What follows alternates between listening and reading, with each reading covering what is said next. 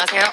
아이고 반갑습니다. 이 중차대한 날에 중차대한 날에 우리 늘 보던 김남국 전 의원이 안 보입니다. 매우 무책임하게 해외여행을 갔죠. 여행은 아니고 뭐 시차를 갔다 갔죠. 출장. 출장. 일정이 중요한 코인 상황을 일정이- 알아보러 갔습니다. 근데 코인 이거야. 상황이 외국이랑 우리나라랑 다른가요? 좀 뭐 다를 수 외국의 있죠. 코인 상황이 뭐 어떤가? 현장 시스템이 있을 수 있죠. 보러 가야죠. 전문가가. 김남국원이 안 나오고 우리 임부대미 나니까 이렇게 좋네. 자, 우리 임세은 전 청와대 부대변인 모셨습니다. 안녕하세요. 반갑습니다. 네, 저희 때가 아끼는 동생 우리 남국이가 네. 그 코인 시차를 간다고 해서 제가 야 그럼 누나가 대탈 뛰겠다. 네. 반갑습니다. 뭐 그냥 오신 김에 뭐 고정으로 쭉 하시는 건 어떨까 싶기도 하고. 지금 남국이는 보고 있을 때. 아니 근데 여기는 자리가 왜 비었어요? 여기 장해찬 전 최고위원이 네네. 지각입니까? 지각하기로 네. 지각인데 출연하기로 저희가 사전에 네. 고정으로 모실 때부터 저희가 이제 양해를 해드기로 약속을 하고 시작을 했어요. 엄청나게 별로죠. 너그러운 방송이네요. 네, 저희 뭐 보통은 자르거든요. 아, 그렇죠. 20분 맨날 20분 20분. 1시간 방송에서 20분 빠지는 거 사실 그거는 쉽지 사실 않은데. 아니 그러면 그래서 그 출연료 다 줍니까 그러면요? 다 줘요. 다 3분의 주는데 1은 빼고 줘야 되는 거 아니에요? 다 주는데 잘한다. 나중에 리베이트로 우리 회식 때 좀 쏘기로 했는데. 좋네. 네. 알겠습니다. 네. 잘한다. 네, 일단 오시면은 이제 공식적으로 좀 항의하면서 시작하는 걸로. 네. 김남국원님보다 훨씬 낫네. 너무 좋네. 일단은 남구가 좀 노잼이긴 하죠. 그냥 노잼이 아니라 그 유니폼 입고 오잖아 맨날. 그렇지. 그 제가 물어봤는데 그 똑같은 티가 집안 10개 있대요. 그게 뭐야? 저희한테도 이렇게 얘기를 하는데 아닌 것 같아. 그 약간 색깔 달라. 그러니까 빠는지도 잘 모르겠어요. 왜냐면 그 지난주에 묻었었던 가슴 위에 얼룩이 그 다음 주에도 똑같았어. 그래서 이거 약간 내가 볼 때는 거짓말 같은데. 눈썰미. 야. 저 그런 거 되게 예민하거든요. 야. 분명히 왼쪽 가슴 위에 얼룩이 분명히 있었는데 다음 주에도 똑같았어. 그러니까 하필 일주일 만에 입은 옷이 그걸 집었다. 또 똑같은 거를. 10개가 있는데. 다른 거 있는데. 그렇게 생각할 수 있잖아요. 그럴 수 있네. 네. 근데 우리 이기은 대표님 옷 되게 잘 입으시네요. 패션 센스 그거밖에 좋으십니다. 없어요. 네. 박수. 네. 좋다 좋다. 모롤님 여기에 김남국 나왔었음 이렇게 하시는데. 네, 우리 아이고, 고정 남국이가. 패널입니다. 네, 박와이님 이기인 화이팅. 뭐 또 오늘도 대기인 남겨주시는 분들 많고요. 작은 당에서 이 네. 방송 하나하나가 매우 크게 부각되다 보니까 방송 하나하나 나가면 이렇게 당원분들께서 나오셔가지고 네. 댓글 좀 달아주시면 소수 정당에서 예예예예예. 우은희님 남국 씨는 재판 때문에 하차임? 아니 남국이 재판 받나? 모르겠네. 재판 받나? 남국이가? 본인 재판? 네. 뭐 재산 신고 관련해가지고 기소된 게 있죠. 아 재산 하죠. 재산. 네. 다른 건 다 무혐의를 받았고 재산 신고. 근데 사실 우리 남국 씨가 이번에 그 코인이 밝혀지면서 1등 신랑감으로 거듭났잖아요. 재산이 많아가지고. 재산이 이렇게 많았다니. 재산도 많은데 심지어 검소해. 네, 스캠도 그렇지. 검색 옷도 같은 거 입어. 맨날 그렇지. 세상 좋은 남편감이죠. 그렇지. 그렇지. 옷도 그냥 이제 와이프가 골라주는 대로 입을 수 있고. 그러네. 좋은 남편감이네. 1등 신랑감. 재산이 또 많으니까. 1등 신랑감인데 왜 이렇게 지난주인가 저희가 한번 김남국 전 의원 열려 있으니까 네, 혹시 네, 소개팅 하실 분들 저희 제작진한테 연락 주세요 했는데 네. 한 명도 온 게 없죠. 네, 너는 돈이 많아도 안 된다는 건가? 얼마나 더 재산 많아야 되는 거야? 여러분 열려 있습니다. 네, 네. 도전이라고 표현할지 될지 모르겠지만 연락을 좀 주시면 저희가 또 이렇게 또 저희가 연프는 아니지만 네. 또 나름대로 또 노력을 해볼게요. 해보겠습니다. 네, 최약 두사님 오늘 왜 이렇게 김남국 얘기를 이렇게 길게 해도 되는 건지 모르겠지만 그러게.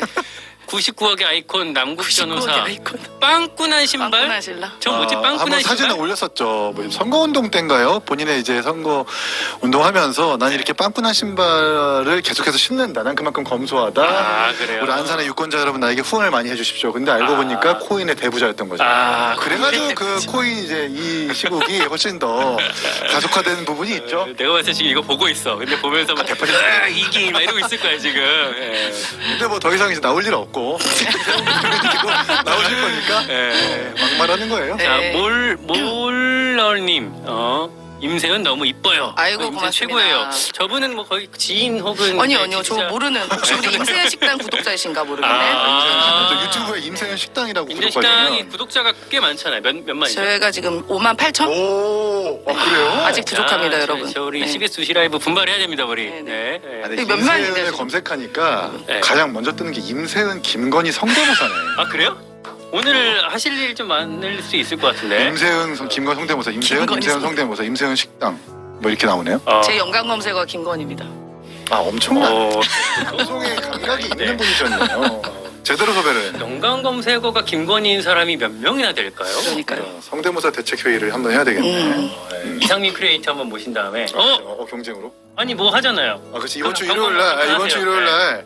제가 만든 어젠다 27이라는 단체에서 이선옥 작가님과 이제 최재형 의원님도 오시고. 누구요? 최재형 의원님. 아 최재형 전 의원. 감사원장. 오셔가지고 이제 대한민국과 전 세계의 문화 전쟁의 현황에 네. 대해서 대담을 하는 프로그램이 있는데 거기서 이제 사회를 이상민 크리에이터가 봅니다. 한번 그때 제가 만나면 말씀드려가지고 우리 임세영 부대변인 분이 계신데 한번 김건희 여사 잘 알아요 이상민 씨랑. 아 그렇군요. 아, 그 이상민 씨가 유일하게 못하는 게 김건희 씨 성대모사. 오 그래요? 네. 오. 저만 저 다른 여자분도 가능하겠지만 제가 목소리가 아시겠지만 지금 약간 약간 컬컬하잖아요. 좀 허스키하시고. 네. 그래서 굉장히 애초에 좀 있네. 원래도 좀 그 있네. 환경이 있네. 잘 따라할 수 애초에 있는. 그 바닥 펀더멘털이 좋아.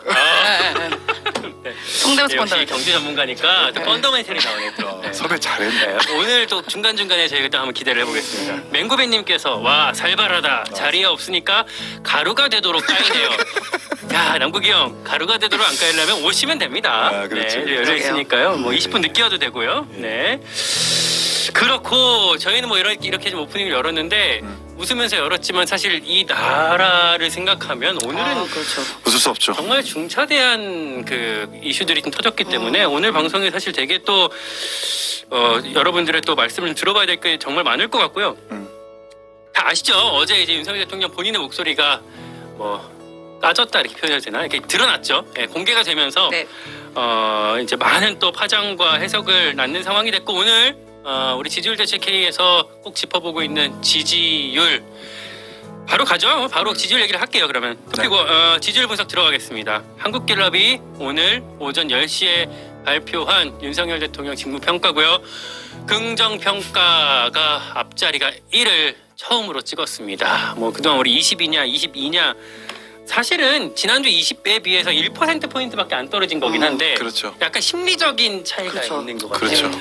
어쨌든 대통령이 10%대라고? 야 이건 뭐 개혁신당도 아니고 왜 개혁신당 무시하십니까? 우리는 무려 한 자릿수예요. 아직 멀었어요. 우리 쫓아오려면. 사실 예. 10%대는 우리가 그 전에 뭐 10%대가 될 것이다. 그러면 뭐 국정 마비 상태가 될 네네. 것이다. 이런 얘기를 많이 했지만 실제로 보니까 또 느낌이 많이 다른 것 같아요. 그러니까. 그렇죠. 근데 사실 지난주에 20이라고 하지만 19.88이었어요. 아 그래요? 그러니까 반올림을 소수점까지. 해서 20을 만든 거라서 아. 이미 지난주에 약간 심리적으로 10% 되는 우리가 감지하고 있었죠. 그랬구나. 네네네. 19.88. 네. 이번에는 그럼 어쨌든 19.5 이하로 지금 내려왔다고 그렇죠. 볼 수 예, 있고. 아니 저거 보니까 18.8이래요. 18.8이요? 그래요. 아, 1%포인트 떨어진 거네. 네. 부정평가도 72. 72. 이게 지금 한국갤럽이 이번 정권 하에서 조사한 것 중에 부정도 가장 높았다고 해요. 맞습니다. 그리고 또 심지어 사실 이걸 보면은 보통 화수목 조사가 됐을 텐데 보통 화수에 샘플이 많이 채워지잖아요. 네, 네, 네. 근데 이 대통령 목소리가 목요일 날 떴기 때문에 31일 날. 반영이 거의 안 됐다고. 아주 일부만 안 됐죠. 반영됐겠지. 안 됐죠. 거의 안 됐죠. 네. 아무튼 요 정말 참담한 성적에 대해서 두 분의 어떤 총평을 먼저 들어볼게요. 우리 임부 대변인. 네.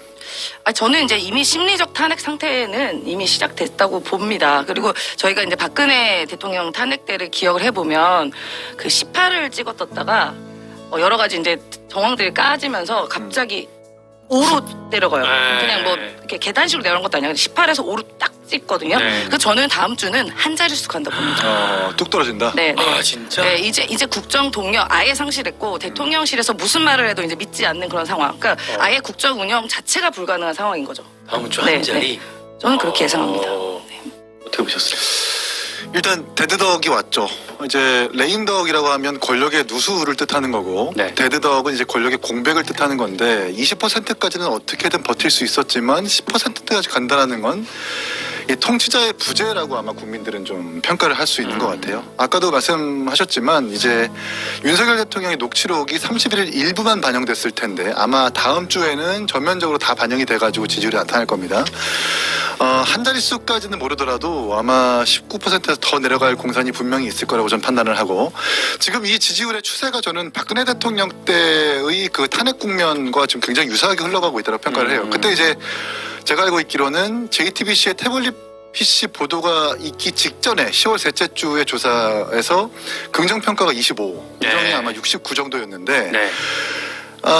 태블릿 PC 보도가 있은 직후 이후에 곧바로 10%로 주저앉았고 계속해서 최순실과 박근혜 대통령의 육성이 나오면서 11, 7, 5 막 이렇게 뚝뚝 떨어졌거든요. 이것만 보더라도 지금 국민들은 그 기시감을 느끼고 있을 것이다. 그러니까 이런 공통점이 있는 거죠. 선출되지 않는 권력에 대한 분노도 지금 똑같고 그렇잖아요. 이번 정권에 들어서는 명태균 씨, 지금 박근혜 정부에 있어서는 최순실 씨. 이런 부분들이 좀 공통점이 있기 때문에 분명히 국민들께서 기시감을 느껴가지고 이거에 여론조사를 응답하고 있는 모습이 아닌가 하는 생각을 하게 됩니다. 그럼 다음 주 어떻게 될까요? 다음 주에는 임세영 부대변인님만큼은 아니겠지만 지금보다 훨씬 더 하향세, 저도 그 괴는 같이 합니다. 그 하향세를 계속해서 떨어질 것이다. 한 이렇게. 10%대 초반까지 갈 수도 있다. 네. 와. 근데 저는 여기서 중요한 포인트가 이제 긍정 지지율이 뭐 20이냐 19냐 이거보다 부정이 저는 가장 중요하다고 생각해요. 그러니까 부정이 이제 72 아닙니까?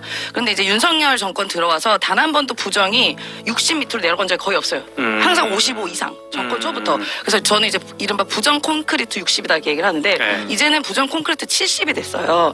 근데 70 중에서도 잘함, 매우 잘함, 뭐 이렇게 못함, 매우 못함 있잖아요. 매우 못함이 65 정도 되거든요. 그러니까 국민의 지나가는 사람들 6명 중에 10명 중에 최소 6명은 윤석열 대통령이 진짜 어디 가서 금괴를 파도 안 믿습니다.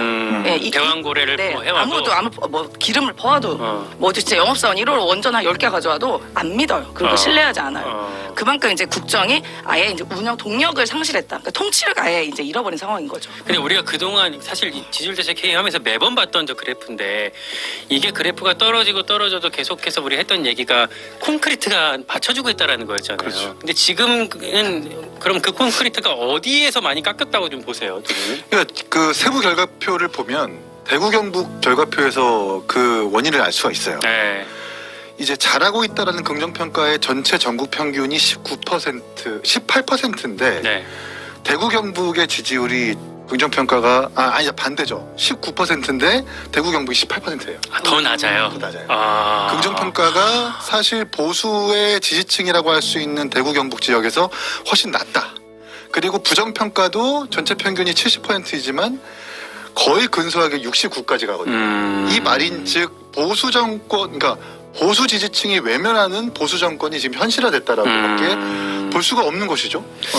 갑자기 드는 생각인데 보통 이렇게 지지율이 확 떨어질 때는 대통령 혹은 대통령실에서 제가 봤던 거는 두 가지였어요. 하나는 갑자기 뭐 이재명 대표를 만난다든지 영수회담을 한다든지 그런 식으로 어떤 이벤트를 띄운다든지 아니면 그 지지층을 확고하게 하기 위해서 여가부 폐지라든지 아니면 아주 어쨌든 보수 이벤트를. 네, 그런 이벤트를 많이 벌였는데 이런 정도 흐름이면 그런 게 또 나올 수도 있지 않을까 하는 생각도 드네요. 뭐가 나올까요? 그래서 북풍 얘기 나오는 거 아닙니까? 북풍. 지금 뭐 이른바 일부 보수 채널에서는 지금 어제도 이제 이 큰 사건이 터졌는데도 불구하고 계속 북한 미사일만 뉴스가 나오더라고요. 아 그래요? 예.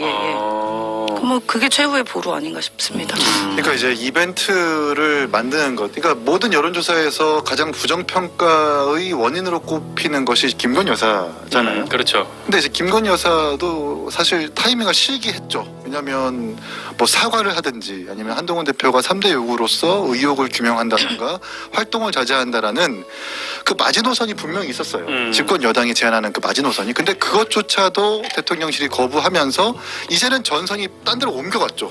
김건희 여사가 아니라 이제는 대통령의 직접 육성이 나왔기 때문에 이제는 어떤 해프닝과 어떤 이벤트가 있다 하더라도 이 뭐라 그럴까요? 국민들에 있어서 심리적으로 탄핵까지 갈 수 있다라는 그 심리는 더 이상 막을 수가 없다. 출구가 없다. 네, 출구가 없어요. 아 그래요. 그렇잖아요. 계속해서 몇 번의 기회를 주지 않았습니까? 네. 3대 요구든 김건희 여사 활동 자제하라고 하든 특검이든. 근데 계속해서 못 지켜지다가 네. 직접 육성이 나온 거 아니에요. 여기서 어떤 이벤트를 하더라도 심지어 그런 것도 있어요. 대통령실에 인적 쇄신을 하면 국면 전환이 될 거다라고 얘기를 하는 분도 계신데 뭐 분명히 칠간신 잘라내면 한동훈 대표가 인적 쇄신을 하라고 뭐 7상시다 10상시다라고 해서 그렇게 제안을 했지만 네. 그렇게 안 했잖아요. 네. 문제를 가져가라고 해도 그렇게 싫게 했죠. 이제는 어떤 인적 쇄신안을 꺼낸다 하더라도 너네 이 육성 녹취를 눈속임하고 눈 돌리려고 국면 전환용으로 쓰려고 하는 거지. 이렇게밖에 오해를 받을 수가 없기 때문에 더 이상 뭔가 어떤 해프닝이나 이벤트를 만들어도 백약이 무효다.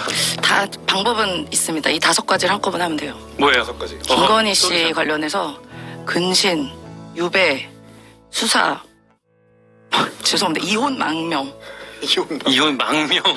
세다 진짜. 엄청난데? 야 이거 남국 기원보다 세다. 야 이혼 망명은 와. 귀에서 지금 피가 좀 나.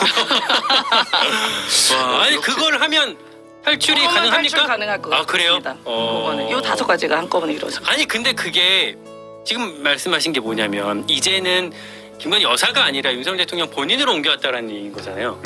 근데도 요거면 그래도 좀 극복이 가능하다. 그러니까 어쨌든 선출된 권력이잖아요. 그래도 우리 국민이 약간 좀 정이 많으셔가지고 아. 뭔가 이렇게 반성하고 사죄하고 하다 보면은 그래 한 번만 봐주지 뭐 약간 이런 심리가 약간 있습니다. 그래서 그래도 한 번은 봐준다 생각할 수도 있어요. 요걸 5가지 이루어져요. 그런데 계속 이제 이런 거 없이 그냥 그분을 이른바 V1이라고 하는 그분을 끼고 간다면요 절대로 이건 탈출구가 없죠. 얘기가 우리 중간에 나왔는데 어제 있었던 그 윤석열 대통령의 이제 녹취 이거를 일단 그 본론으로 좀 들어가고 얘기를 나눠가면 좋을 것 같아요. 우리 준비되어 있죠? 네, 윤석열 대통령의 목소리를 직접 듣고 이야기를 이어가도록 하겠습니다.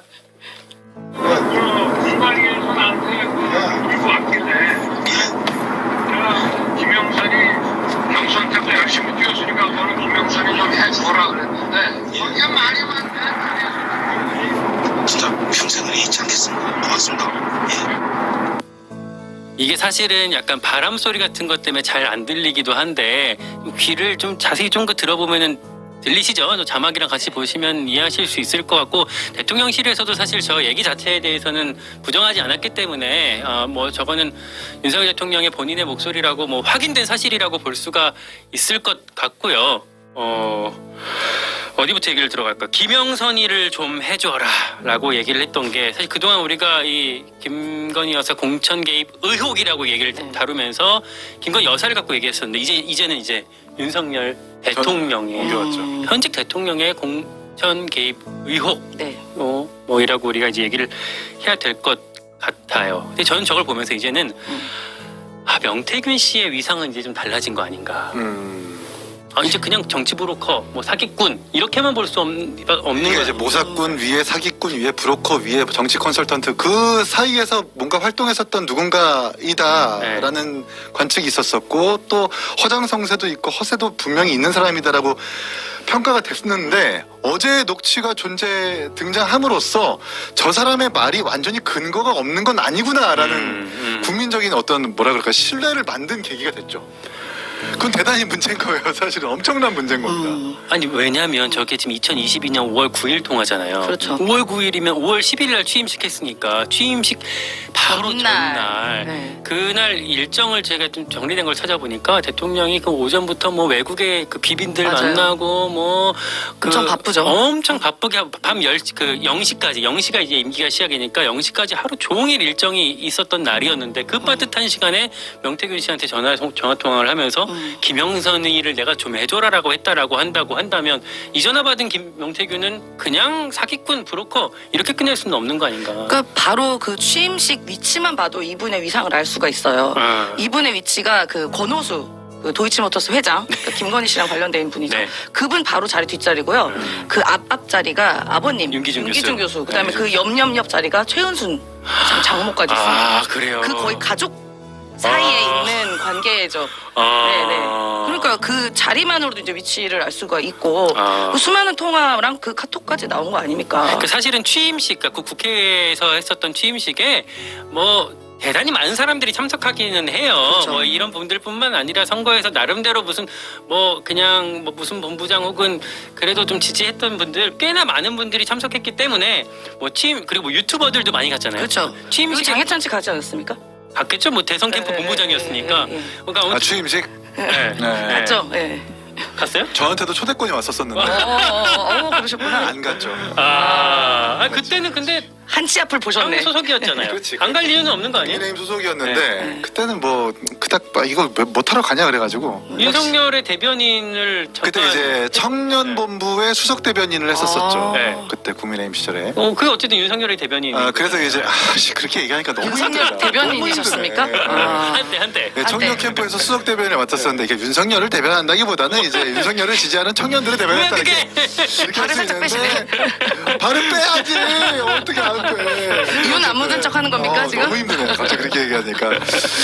근데 초대권이 왔었었는데 그때 취임식 참석을 안 했던 것 같아요. 안 했어요. 그때. 그때부터 직감을 했던 거예요. 그렇지. 이런- 이거- 선견 지명이 있었던 거죠. 그리고 그때부터 이준석 대표가 당에서 어떤 취급과 어떤 대우를 받는지를 가까이서 너무나도 잘 알고 있었기 때문에 이 양반들 뭔가 문제가 분명히 있을 것이다라는 예감을 분명히 했었고 그 슬픈 예감은 틀리지 않았죠. 근데 그때 이준석 대표였잖아요. 그렇지. 근데도 그게 뭐 관계가 약간 근데 이제 그랬어요? 나중에 알게 됐지만 서울의 소리인가요? 그 윤석열 대통령 그러니까 후보가 입당하기 전부터 이준석 대표를 뭐 3개월짜리라고 얘기하면서 사실상 축출할 계획을 가지고 있었잖아요. 일부 모 당직자와 통화를 하면서 드러난 것 아닙니까?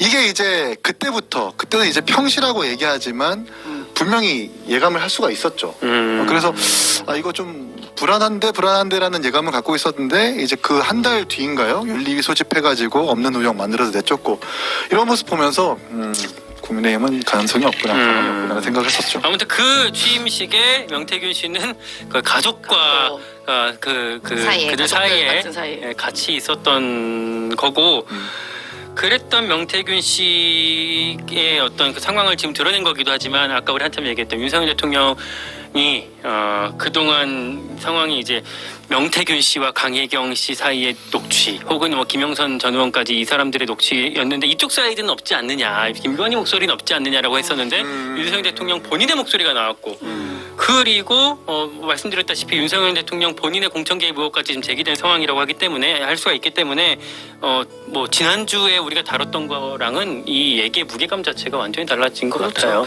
네. 그렇죠. 그래서 이제 그 당시에 이제 국민의힘 쪽에 있는 분들이 얘기가 이거 다 전원 아니냐. 그리고 정작 목소리가 안 나오고 이거 주장 아니냐라고 이제 이야기를 했습니다. 그런데 결국 이제 녹취가 나오면서 이른바 이제 강혜경 씨가 이제 국정감사에서 이야기한 대부분의 것들이 맞아 떨어지는 거예요. 퍼즐이 맞춰지지 않았습니까? 그러니까 이제 거기서 말했던 대부분이 사실인 거죠. 그래서 그때도 뭐 오빠 뭐 전화 왔죠. 잘 될 거예요. 뭐 얘기했었을 때 그 오빠가 그 오빠 아니다라고 이야기를 했었었는데 이제 그 오빠 맞았잖아요. 네.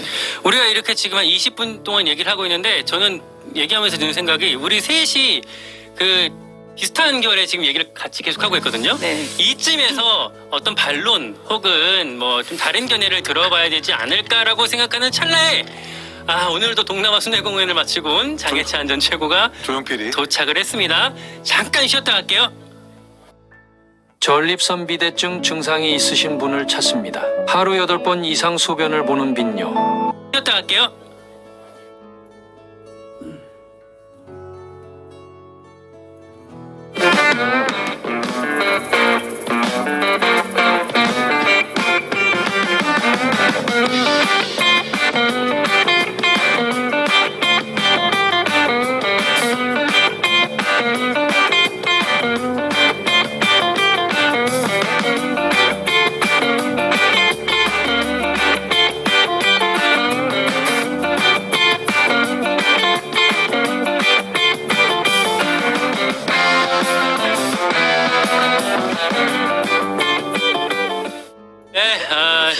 장해찬 최고가요. 그러니까 우리 뭐 처음에 한 20분 정도 늦게 오는 걸로 늘 약속이 돼 있고 아마 우리 시청자분들은 다 알고 계실 거예요. 그래서 앞에 뭐 늦게 온다고 이렇게 뭐라고 하시는 분들은 한 분도 안 계셨는데 근데 제가 봤을 때 평소보다 조금 도착 시간이 늦었습니다. 주차장에서 네. 고뇌의 시간을 좀 오기 싫었어. 좀 힘들어 보이긴 하네, 얼굴이. 주차 자리를 못 찾은 게 아니라 아 실제로 주차장도 오늘 하필 지하 2층이 닫혀서 지하 3층으로 내려가긴 했는데 이 차를 세워놓고 그냥- 방송 나가서 어떻게 얘기하잖아. 아프다고 하고 집에 갈까? 근데 그러기에는 앞에 YTN을 했어. 아, 근데 이제 YTN은 그래도 네, 이제 제가 심신미약 상태니까 네. 배려를 좀 해주더라고요. 오. CBS는 그런 거 해주는 방송국은 아니잖아요. 우리 뭐 배려를 해드리고 싶은데 오늘 임세훈 부대변인 나왔어요. 아니요, 저는 저는 열심히- 뵙는 건 처음인데. 아니요, 저랑 TV조선에서 만났었어요. 아 예전에 맞다 예, 이것이 예, 정치다 예, 그쵸? 예, 예, 예. 근데 제 기억으로는 대선 때. 저분이 그 남국이 형보다 더하면 더했지. 이미 더 하고 있어. 더할 분은 아닌데 잘은 모르지만 남국인 순한 맛이죠. 아, 지금 남국이 형은 뜬금없이 문재인 대통령 때리는데 진심이어가지고 아, 왜? 오늘 새벽에 페이스북을 올렸는데. 남국인가요? 네, 문재인 근데 대통령한테 극언을 하면서 저기 우리 네. 띄워졌다. 눈치 없고 생각 없어. 왜 저래? 신선거는 그만해라. 네 이렇게 네. 막. 아니 사실은 그치, 시국에 맞지 않는 일을 저도 했다. 좀 놀라긴 했어요. 사실 어제 네네네. 뭐 저기 김남국 전원보다도 어제 문재인 전 대통령 페이스북에 그 딱 페이스북을 올리셨는데 어제 같은 아주 중차대한 날에 페이스북에 올렸는데 제목에 처음에 쌍욕이 들어간 거예요. 알아요. 네. 문 대통령 페북에. 그래서 근데 이분이 그런 성정은 전혀 아니잖아요. 아니에요, 전혀. 쌍욕으로 그 페북을 시작하길래 야 이게 보통이 아니 이분 이 지랄 맞음이 쌓여 축제가 되겠지. 제가 예, 예. 피했는데 읽어주셨네요.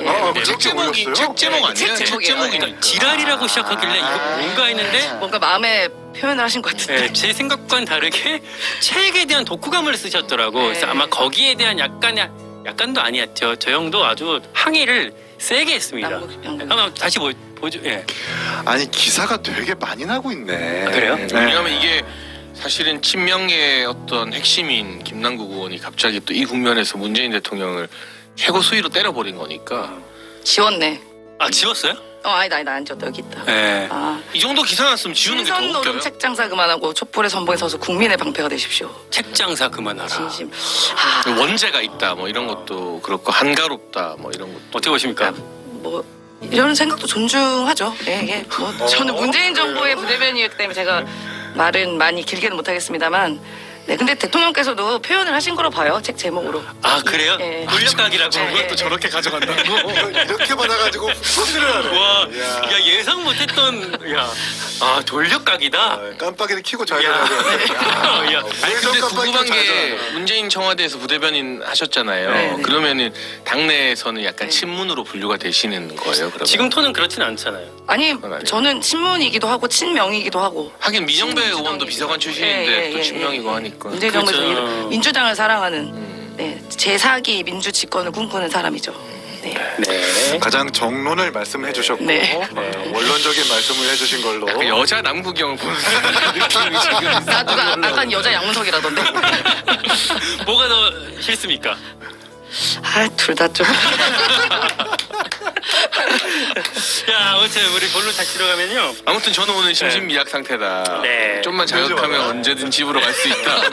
박정희 문 잠그십시오, 빨리. 지금 많은 용기를 가지고 여기는 하필 또 철문이 2개가 박혀 있는 거 못 나가게. 우리 지질대책회의가 이제 유튜브 방송을 하고 옛날에 제가 이제 이거 갖고 기사를 많이 썼는데 그러다 보니까 인용도 많이 됐는데 기사를 안 쓰다 보니까 인용이 많이 되진 않거든요 유튜브. 근데 그게 네. 요새 트렌드가 종편 시사 프로도 다 이제 인용 기사를 쓰더라고요. 라디오처럼. 이게 어쨌든 기사가 돼야 온라인으로 그 프로 이름을 보고 관심을 가지고 하니까. 그쵸. 그래서 우리도 이번 주는 말고 나도 쓸 다음 거야. 주부터는 기사 쓰면 좋을 거야. 아 그래요? 이번 주 빼고 다음 주부터. 네. 왜 임세현 부대변인 나오셨을 때 이 기사 쓰면 좋잖아요. 아니 이번 주는 일단 또 혼란기고 한국이 형도 아니, 유체질.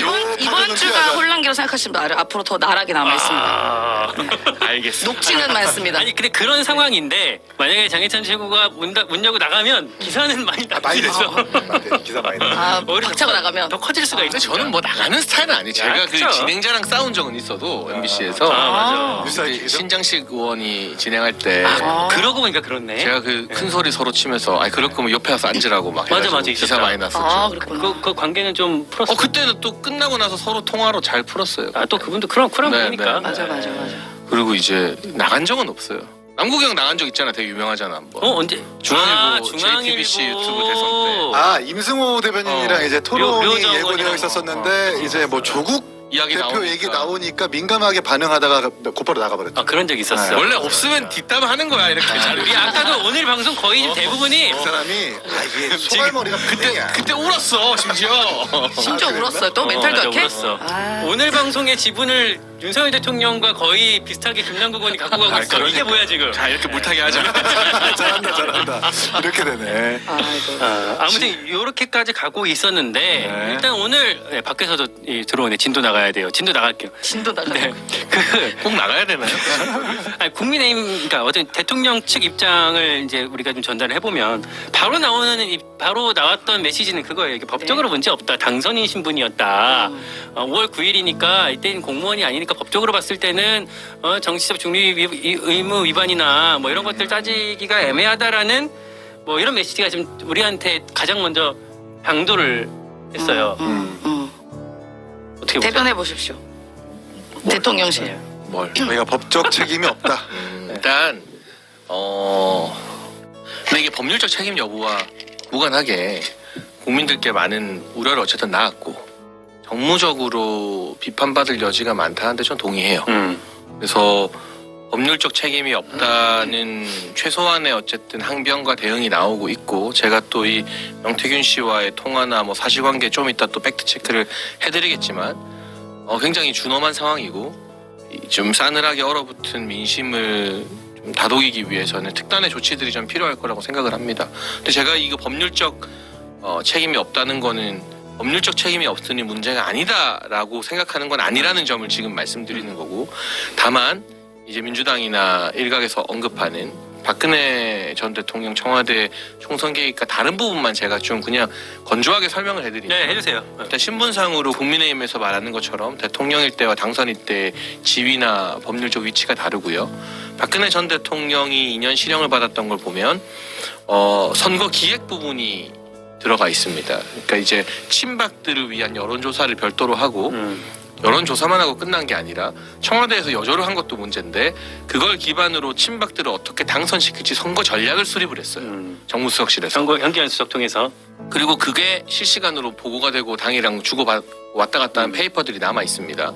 그것과 다르게 지금의 국면은 물론 이 육성 통화가 공개된 것 자체가 참 죄송스럽고 민망한 일이지만 이 선거 기획 실제로 뭐 김영선 전 의원을 어떻게 하기 위해서 뭔가 기획이 오가고 수립되고 페이퍼가 남아있고 한 것은 없이 이제 대통령실이나 여당의 해명을 들어보면 한동안 연락이 끊겼다가 당선 전날 오랜만에 전화가 와서 덕담을 해준 것에 불과하다라는 것이기 때문에 이게 당선인 신분과 무관하게 이 정도의 정황만 가지고는 법률적 처벌은 불가능하다라는 게 저희 쪽 보수 진영 법률가들의 해석이고 다만 다시 강조하지만 그렇다고 아무 문제 없어요가 아니라 그럼에도 불구하고 국민들을 우려하게 만든 상황에 대해서는 대통령실이나 정부에서도 상황을 타개하기 위한 다른 대책들을 또 많이 강구해야 된다고 생각합니다. 저 한마디 김영선이를 좀 해줘라 저 말에 실행력에 대해서 좀 따져봐야 될 것 같은데 두 분은 어떻게 생각하시는지 궁금해요. 저 말이 정말로 공천되게 일단 저는 장예찬 최고의 말 정도이면 납득을 하겠어요.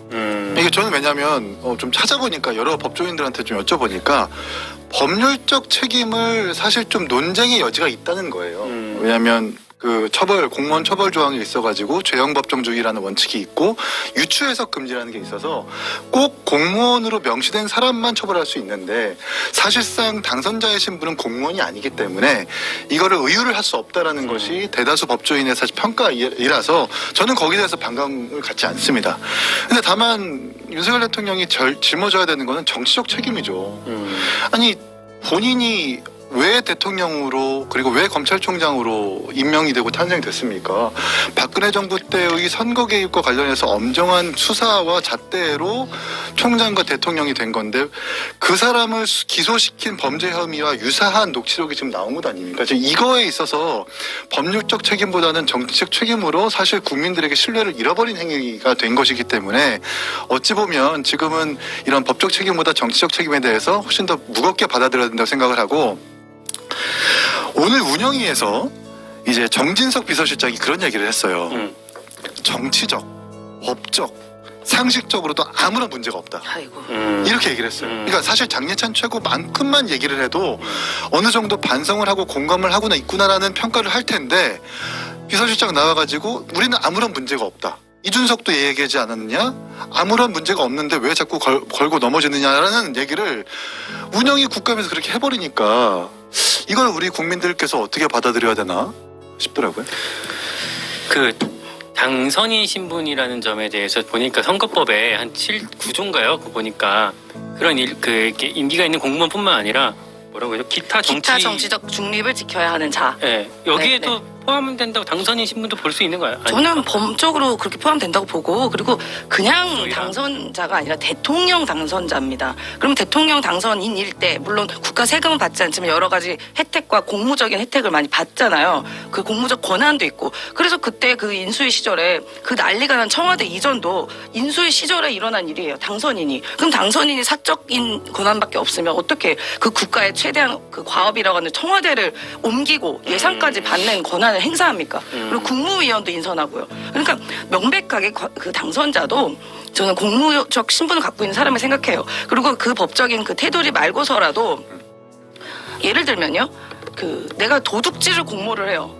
다음날 도둑질이 이루어져요. 그럼 다음날 도둑질 이루어진 게 문제인 거지. 도둑질 공모하기 전부터도 문제지만. 아 이때는 공무라고 네. 보시고 5월 10일 날 취임이 됐기 때문에 0시부터잖아요. 네. 5월 10일 0시. 그런데 5월 11일에 아침 오후인가요? 이 공천의 발표가 이루어졌기 때문에 저는 그 모든 것이 다 포함이 된다라고 생각합니다. 그리고 이 대통령실이 이러니까 문제인 거예요. 이렇게 아니란 인식. 국민이 알기를 무슨 바보로 하는 거예요? 이렇게 법적인 문제 없다 이렇게 얘기하면 국민이 납득을 합니까? 아니 국민을 도대체 어떻게 보길래 이 문제가 나왔는데 그 어떠한 입장 표명 없이 법적으로 문제 없습니다. 이런 말에 대답이 나올 수가 있어요. 네, 저는 여기서 법적 분쟁에 우리가 집중을 하면 또 본질을 잃어버리는 행위라고 생각을 해요. 이거는 정확하게 정치적 책임을 무겁게 져야 되는 것이고 아까 이제 우리 임 부대변인 말씀하셨지만 좀 약간 반론이 있는 게 이제 이런 거죠. 제가 누군가를 때렸어요. 근데 제가 늘 공부해오던 공무원 시험에 합격해가지고 다음날 공무원이 됐습니다. 그럼 제가 폭행죄로 들어갑니까? 뭐 독직 폭행으로 들어갑니까? 그냥 일반 폭행죄로 들어가는 겁니다. 그러니까 이제 행위와 결과에 대해서 행위를 했을 때의 신분으로 결과로 따라가는 거지. 그게 이제 그 신분까지 같이 따라가서 그러니까 공무원으로 보기엔 좀 어렵다라는 게 대다수인데 여기서 자꾸 이 법적 조치가 뭐 그러니까 법적 분쟁이 있어서 어떤 신분이다라고 얘기하는 순간 본질을 잃어버리는 거예요. 아마 민주당에서 얘기하는 거는 5월 9일 날 명태균 씨한테 이렇게 얘기를 한 다음에 어떤 그 말씀하신 그 어떤 폭행의 행위는 그 5월 10일 이후에 있었을 거라고 추정을 하시는 거니까. 5월 10일에 이제 공천 발표가 났잖아요. 근데 이거 사실 네, 공천장도 그렇고. 근데 이거는 문제의 본질이 아니라고 봐요. 이인 최고가 잘 짚은 게 법률적 논쟁으로 가면 당선인 신분이 아니었다 하더라도 이 대화 정도 가지고는 법으로 못 엮어요. 그건 정말로. 왜냐하면은 이 박근혜 전 대통령 사례를 보면 구체적 페이퍼가 오간 정황이 굉장히 중요하거든요. 그리고 이게 철저하게 기획됐다는 게 중요하고. 근데 그때 중요한 재판이 또 현기환 정무석이 자신들이 원하는 친박 공천 리스트를 공관위에 전달했어요. 그랬죠. 근데 그 여부 자체는 1심에서 유죄 나왔는데 2심, 3심에서 다 무죄가 나왔어요. 그러니까 공천에 대한 의견을 전달한 것 정도로는 우리 재판부에서 유죄로 삼지 않는 전례가 있어요. 근데 공적 세금이나 이런 행정력을 동원해서 국정원 카드 뭐 이런 것들. 그 기획을 해준 것, 네. 그러니까 뭐 당선 전략을 수립해주고 여조를 해주고 이게 유죄가 된 거지.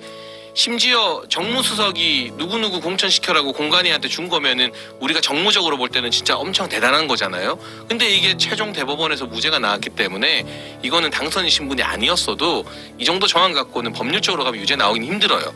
근데 이제 저희도 제가 봤을 때 대통령실과 함께하는 입장에서도 이게 그래서 법률적으로 문제가 없다라는 게 이걸 돌파하는 돌파구가 될 수는 없고 민주당이나 야당도 이거 법률적으로 걸어서 이게 법적으로 하면 어떻게 된다라는 데 집중을 하면 그게 그렇게 효과적인 공격은 아닌 것 같고 아마 근데 이제 공세를 취하는 입장에서는 법적으로 중요한 게 나중에 뭐 탄핵이나 탄핵을 이런 뭐 부분 때문에 염두에 두니까 중요한 그런 거죠. 걸 네. 텐데 네. 양쪽 다 그럴 건데 그 부분을 다시 얘기를 해볼게요. 대통령실의 대응에 대해서 어쨌든 대통령실에서 그동안 해명했던 건 깨졌죠. 이제 경선 이후에 연락을 끊었다라고 그러니까 그것도 제가 그 이야기를 사실 방송에서 제일 먼저 한 사람 중에 하나인데 CBS 한판 승부였나요? 뉴스쇼였나요? 거기 나가서 인터뷰하면서 그러고 나서 대통령실 입장이 나왔는데 제가 대통령실 고위 관계자나 이런 사람들에게 확인해서 한 말일 거잖아요. 그렇죠. 네. 경선 직전에 윤석열 대통령이 제가 알기로는 명태균 씨에게 전화도 문자도 하지 말라고 아주 강경하게 끊었습니다. 오늘 정진석 실장이 운영위에서 그 내용을 이제 좀 오픈해서 저도 편하게 말할 수 있는데 그게 이 국민의힘 대선 경선 룰 가지고 첨예하게 한번 당내 대립이 있었는데 명태균 씨가 홍준표 시장에게 굉장히 유리한 룰을 막 이야기했다고 해요. 그러니까 여조를 많이 높이자 뭐 이런 방향 역선택도 없이. 그래서 대통령이 이건 너무하다 싶어서 딱 끊었고 그 이후로는 연락을 주고받지 않았다는 게 대통령의 기억인 것 같아요. 그래서 오찬하면서 참모두가 이야기할 때도 그 당선인 시절에 너무 많은 전화가 오고 해서 내가 그 기억이 없다라고 하는데 만약 경선 이후 본 후보가 됐을 때 그리고 5월 9일에 이 통화 외에 그 사이에 또 다른 통화가 민주당이 공개를 하면 그때는 이제 정말 대통령실의 해명이 틀렸다가 되는 건데 제가 알고 있는 팩트들을 기반으로 추론하기에는 대통령은 정말 경선 직전에 명태균 씨를 직접 끊어낸 건 맞아요. 근데 이제 당선되고 나서는 선거가 끝났고 이 사람이 어쨌든 대통령 입당 전이나 경선 과정에서 자기 나름대로 역할을 하고 김영선 의원과 함께 고생을 했다는 건 기억하고 있으니 그때 걸려온 전화를 그냥 받아주면서 좋게 이야기한 거다라는 것이 저는 뭐 맞는 해명이라고 생각을 합니다. 경선 전에 연락을 끊었다라는 거는 경선부터 선거가 끝날 때까지만 얘기를 한 거다. 선거 이후는 다른 얘기다. 근데 그 이후에도 계속 연락이 있었던 것 같지는 않고요. 뭐 지금에 나오는 해명을 보면 정진석 실장의 오늘 운영위 발언을 보면 계속 연락이 없다가 5월 9일 이제 취임 전날 뭐 그때 연락이 와서 그래도 예전에 어쨌든 이 사람이 일을 했던 것 자체는 뭐 인지된 부분이니 한번 받아주고 좋게 축하 전화로 받고 뭐 김영선 의원 이야기를 막 들이대니까 그냥 덕담을 한번 해준 거다 정도로 이해를 하고 있습니다. 저희는. 네. 그러니까 대통령 입장에서는 이날 통화는 기억을 못하고 그때 그러면 뭐 그렇게 대통령실에서 중요한 비중 있는 전화가 아니고 대통령께서는 경선 후보가 이제 경선을 이긴 즈음 이후부터는 명태균 씨와 비중 있는 통화는 한 적이 없다는 게 분명한 기억인 것 같고 그래서 민주당이 이제 추가적으로 녹취를 많이 갖고 있잖아요. 그 명태균 씨 수행비서 A 씨가 이게 참 골 때리는 게 명태균이 통화 녹음을 해서 통화 녹음을 주변에 자랑하는 것도 비상식적 우리 정치권에서 금도 같은 행위인데 그거를 또 수행비서가 자기 핸드폰에 몰래 녹음 켜놓고 그걸 들은 거니까 이게 영화 같은 일이죠. 이게 사실. 녹음의 녹음인 거거든요. 그쵸, 예. 녹취의 녹취. 근데 이제 근데 아마 잠깐만요. 30초만. 네. 거기에 갖고 있는 대통령과 명태균 씨의 통화 대부분은 경선 이전 내용이 아마 대부분일 거예요. 알겠습니다. 그 이유는 뭐 저는 더 없을 거라고 봅니다. 네. 아니 근데 그 어디 다른 의원은 또 친윤 의원은 그렇게 얘기하셨더라고. 박절하지 못해서 대통령이 오는 전화 다 받아주셨다라고 이야기를 하는데요. 네, 네. 아니 근데 그 박절하지 못한 대통령은 왜 이렇게 야당한테는 박절하고 국민한테는 박절하게 대합니까? 그러니까 저는 이 그러니까 대통령을 정말 위한다면요, 뭐 대통령실이라던가 이른바 친윤이라고 하는 분들이 이런 식의 반응을 내면 안 되는 거예요. 그러니까 대통령이 지금 눈 가려지고 귀 가려지고 해서 뭐 벌거벗은 임금이라는 얘기까지 나오는 거 아닙니까? 지지율 아까 보셨잖아요, 10%대. 근데 더 내려갈지도 모르는 저는 하나의 이유는 뭐 대통령의 이런 통치 방식도 문제지만 주변에 있는 이른바 간신이라고 하는 사람들이 참 문제라고 생각합니다. 그러니까 저는 그 생각도 저는 들어요. 그러니까 이를테면 이번 명태균 사건, 저는 이제 취재를 하니까 명태균 이제 사건 뭐 이렇게 어떻게 네이밍해야 될지 모르겠는데 이 과정에서 제가 이제 모 대통령실 고위 관계자랑 이제 통화를 하는데 그 말씀을 하시더라고요. 그러니까 김 기자, 야 내가 그거를 대통령한테 어떻게 또 그걸 구구절절 물어보겠냐라고 이렇게 얘기를 하시는데, 근데 결과적으로 봤을 때 이런 정도의 상황이라면 만약에 제가 참모라면 진짜 오십시오. 내 자리를 걸고 대통령 오시고 여사 오시고 정확하게 기억해 보십시오. 그 다음에 우리 대응 플랜을 좀 짜봅시다. 그렇죠. 이런 과정으로 갔어야 되는 거 아닌가 하는 생각이 저는 지금 결과적으로 들더라고요. 아니 그러니까 저도 이제 청와대 근무했을 때 우리가 이렇게 곤란한 일이 가끔 생겨요. 이게 이 정도 건은 아니더라도 대통령 우리가 그 청와대에서 뭔가 대응을 되게 조심스럽게 해야 되는 부분 생기면 문다혜 씨 그런 거? 예, 뭐 그때는 문준용 씨 그때 그치, 문준용 씨. 스스로 얘기하네. 네, 네. 확실하게 버렸네. 제2의 여자 김남국 맞네. 자기 입으로 문준영 이야기하고 정치가 진짜 야박하고 잔인하다. 굉장히 정말. 되게 조심스러우면 네. 이게 우리끼리 핵심들이 모여서 대책회의를 해서 이런 식의 공보를 하자, 이런 식의 메시지를 내자라고 되게 촘촘하게 하고 대통령께 보고도 해요. 이렇게 저희 해도 되겠습니까? 그래서 허락을 받고 내거든요. 근데 지금에 있는 대통령실의 뭐 이른바 고위 관계자, 핵심 관계자들의 발언은 정말 개별적으로 노는 느낌이라고 할까? 그냥 이게 쉴드도 자기들끼리 발에 손발이 맞아 쉴드 칠 거 아니에요. 여기서 이 소리하고 여기서 이 소리하고 하니까 저는 그래서 지금 대통령실의 시스템과 기강이 아예 무너진 거 아닌가?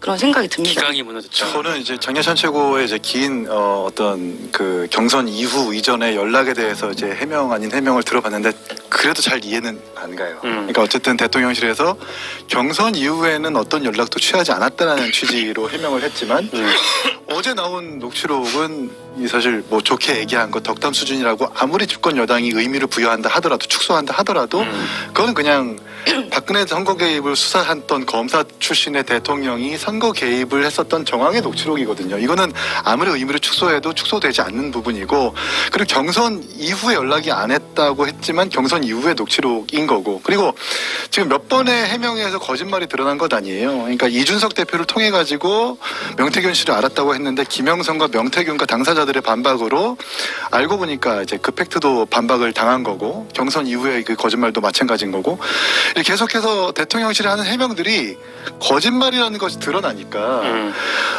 이 녹취록도 문제지만 이 사태를 지금 키우는 것은 대통령실 스스로 본인들이다. 박근혜 정부 때도 국정농단 의혹이 있었을 때 그때 이제 눈돌림을 하려고 국면 전환을 하려고 시정연설 나와가지고 개헌 얘기를 하지 않았습니까? 그날 당일날 태블릿빛이 터지면서 계속해서 이게 뭐라 그럴까요? 크레센도로 계속 커졌단 말입니다.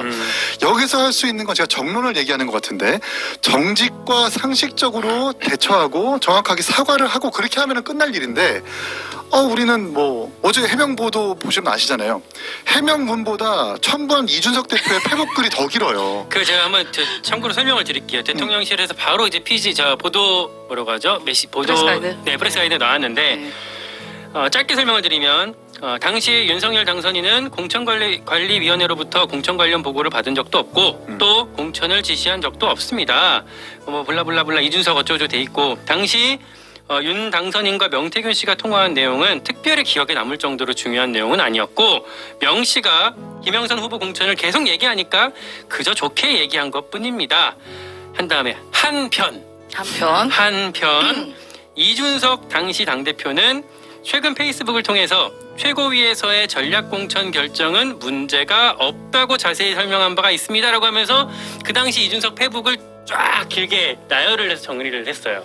아 진짜 옹색하다 옹색해 진짜. 옹색해요. 아니 대통령실만 국정 운영 컨트롤 타워 아닙니까? 거기 그럼 본인들이 제대로 된 해명을 하던가 하지 왜 쓸데없는 야당 의원 한 명 뒤에 숨습니까? 너무 비겁한 야당 거 의원 아니에요? 뒤에 숨는 게 아니라 너무 비겁하잖아요. 그 당시 어쨌든 최종 도장을 찍는 건 이준석 의원이었고 그 최종 추천권은 또 보궐선거 선관위원장이었던 윤상현 의원, 공관위원장이었던 윤상현 의원에게 있고, 그러니까 저는 이준석 의원이 왜 이렇게 과민 반응한지 잘 모르겠는데 본인이 이제까지 계속 자신의 체제 하에서의 지방선거 공천이나 그 당시 재보궐에서는 누군가의 외압이나 자기가 누구 부탁 들어준 거 없다라고 스스로 말을 했잖아요. 그리고 윤상현 의원도 나는 누구한테 뭐 보고받거나 지시한 적 없다라고 말을 했고, 그러니까 이게 그냥 명태균한테 한 덕담인 거지 이 덕담 수준이 진짜로 그 당시에 책임자였던 윤상현 의원이나 이준석 의원에게 이 대통령실을 통해서 전달된 게 없다라는 걸 그냥 말하는 거죠. 그럼 만약 그게 아니고 그 당시 내가 대통령실이나 용산에서 김영선 해주라고 내가 전달받았다 라고 하면 그렇게 말씀하시면 돼요. 윤상현 의원이나 이준석 의원이나. 근데 두 분 다 그건 아니라고 하잖아요. 그러면 적어도 이게 시스템으로 공천이 이뤄지는 것 자체에 대해서의 어떤 외압이나 외부적 지시는 없었다고 그냥 그렇게 건조하게 저는 사실을 말하는 거라고 보지 누구에게 책임을 전가하고 뭐 이런 차원의 메시지는 아니라고 생각합니다. 아니, 그러니까 이제 그 대통령께서 유체 이탈을 하신다고 저는 생각하는 게 동맹 깨졌어 이제. 시스템에 되게 막 웃어. 막 실룩실룩거려. 그러니까 막. 깨졌어. 시스템에 의해서 공천이 결정이 됐는데 네. 이제 한 발짝 물러나 보면은 그 시스템을 침해한 건 윤석열 대통령 본인이에요. 그 녹취록이 전원도 아니고 본인이 공간위로부터 보고를 받았고 김영선을 해주라고 얘기했다라는 것은 이준석에 대한 시스템을 평가하면서도 나는 그의 시스템을 침해했다라는 방증인 건데 그걸 가지고 그냥 이준석과 윤상현이 다 했으니까 난 책임 없다라고 갑자기 유체이탈하는 식으로 빠져나가 버리는 것 이걸 모를 것 같습니까? 이걸 많은 국민들과 유권자들 분명히 알 거거든요. 그래서 어제의 해명은 조금 그냥 본인의 어떤 책임은 면피해놓고 이준석에게 모든 걸 덮어 씌우려는 눈속임으로 좀 보였다 이렇게 생각을 합니다. 아니 언제부터 그리고 윤석열 대통령이 이준석 그 당시 대표한테 그렇게 많이 의존했습니까? 아니 되게 의존하고 여부가 무시하지 아니라 않았어요? 그 시스템이 어쨌든 안 EXX 이러면서. 깨졌다는 거를 이준석 의원이나 윤상현 의원 모두 증언하고 있잖아요. 그러니까 그 시스템이 그럼 실제로 깨졌는지 아니면 깨트리려는 시도가 있었는지, 예를 들어 시도라도 있었으면 이준석 의원이 말을 했겠죠. 내가 당대표로서 공정하게 하려고 했는데 용산에서 김영선 이야기 자꾸 하더라. 근데 그거는 아니라고 또 본인이 선을 긋고 있잖아요. 그러니까 이건 시스템을 깨트리려 한 게 아니라 그냥 명태균이라는 사람이 예전부터 인연도 있고 막 했는데 하도 난리를 치니 거기다 덕담을 해준 거고, 실제로 시스템을 깨트리려는 시도가 있었으면 윤상현 의원은 대통령과 가까우니까 그렇다 치고 이준석 의원이 맞다, 용산에서 이걸 깨트리려고 했다 라고 하면 또 판이 바뀌는 건데 그건 아니잖아요. 그러니까 그냥 그게 아니다. 이게 명태균에게 덕담 차원의 말은 했지만 실제로 어떤 이 시스템을 깨트리려는 압박이 그 당시 당대표나 공관위원장에게 전해진 건 아니라는 차원의 그냥 건조한 전 팩트 체크라고 봅니다. 실행이 되지 않았을 것이다. 그러니까 네, 그 말만 그게 그냥 한 거고. 실행 결과가 아니라 시도라도 있었으면 이준석 의원이 말을 했겠죠. 내가 당대표였는데 실제로 그런 압박이 들어오더라. 아니 근데 윤석열 대통령이 그랬잖아요. 내가 이렇게 얘기했는데 당에서 말이 많아. 많네라고 했다는 건 뭔가 얘기를 했는데 피드백이 왔다라는 거. 그러니까 결정권이 당에 있다는 걸 저는 이제 애둘러 말씀하신 차원이라고 보고, 정말 뭔가 용산에서의 어떤 뭐 예를 들면 지시가 있었다면 그걸 당대표가 몰랐을 리 없고, 그 지시 자체에 대해서 지금 그걸 만약에 이준석 의원이 나와서 그런 지시가 있었다라고 까면 대통령실이 더 불리해지는 거잖아요. 근데 이준석 의원도, 제가 이준석 의원을 이번 국면에서 또 높게 평가하는 건 본인의 어떤 정치적 호불호와 다르게 그냥 사실만 이야기하고 있는 것 같거든요. 그러니까 적어도 그런 지시는 자기는 그런 외압은 받은 적이 없다라고 이야기하고 있지 않습니까? 그러면 실제로 명태균에게 뭐라고 덕담을 하고 말을 했건 거기서 당대표나 공관위원장에게 뭐 오더가 가거나 외압이 간 건 없다는 거죠. 적어도. 만약에 정말 그런 게 있었다고 한다면 이준석 의원 입장에서는 있었어도 있다라고 말하면 본인이 같이 책임을 져야 될 상황이 되니까 없다고 말할 수밖에 없는 거 아닐까 아니죠. 싶거든요. 그런 게 있었는데 나는 거기에 흔들리지 않았다라고 말하면 본인은 사실 영웅이 되는 건데. 아니 그렇게 해서 공천이 안 됐으면 아니, 근데 모르겠는데 이걸- 공천이 이거를 됐잖아요. 별개의 김영선 건으로 씨. 봐야 되는 게 이준석은 알지 못했어요.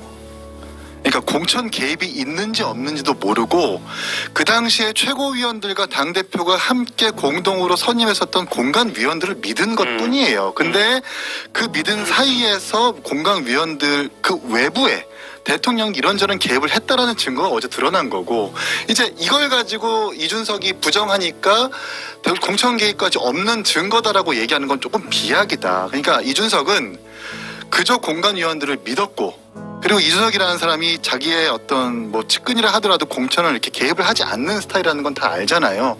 그냥 그뿐인 건데 이걸 결부지어 가지고 공천 개입 있다 없다라고 판단하는 것은 조금 섣부르다. 저는 이렇게 좀 평가를 합니다. 그건 뭐예요? 어제 이준석 명태균 대화라고 해서 노종면 의원이 이제 본회의장에서 텔레그램 켰는데 거기 김상호 특보랑 주고 받으면서 녹취? 화면에. 네, 화면에 이제 이준석 명태균 대화 뭐 그것도 이제 민주당이 갖고 있다라는 네, 취지의 네. 대화인 것 같아요. 네, 네. 뭔 내용이에요 그게? 저도 자세히는 못 들었습니다. 아마 이게 뭐 언론에 나도 뭐 그냥 파장이 없으면 지나갈 것이고, 필요하면 또 이번처럼 기자회견 할 수도 있고 하는 것 같아요. 아직 뭐 다 살펴본 중인 것 같고 녹취가 굉장히 많다고 그러더라고요. 그래서 하나하나 보려면 좀 시간이 약간 걸리는 것 같아요. 그 이제 이준석 명태균 그때 텔레그램 화면에 써 있잖아요. 네. 이제 일부 야권, 그러니까 이준석 대표한테 김건희 여사의 공천 개입이 있다라고 얘기해줘라고 말하는 사람들의 바램상으로의 시나리오는 아마 텔레그램 이 녹취가 그런 걸 겁니다. 우리 명태균 사장님, 윤석열 대통령과 김건희 여사와 잘 협의했고요. 잘 여론조사 도와주셨으니까 저희가 한번 김영선 의원 공천 해보게 할게요.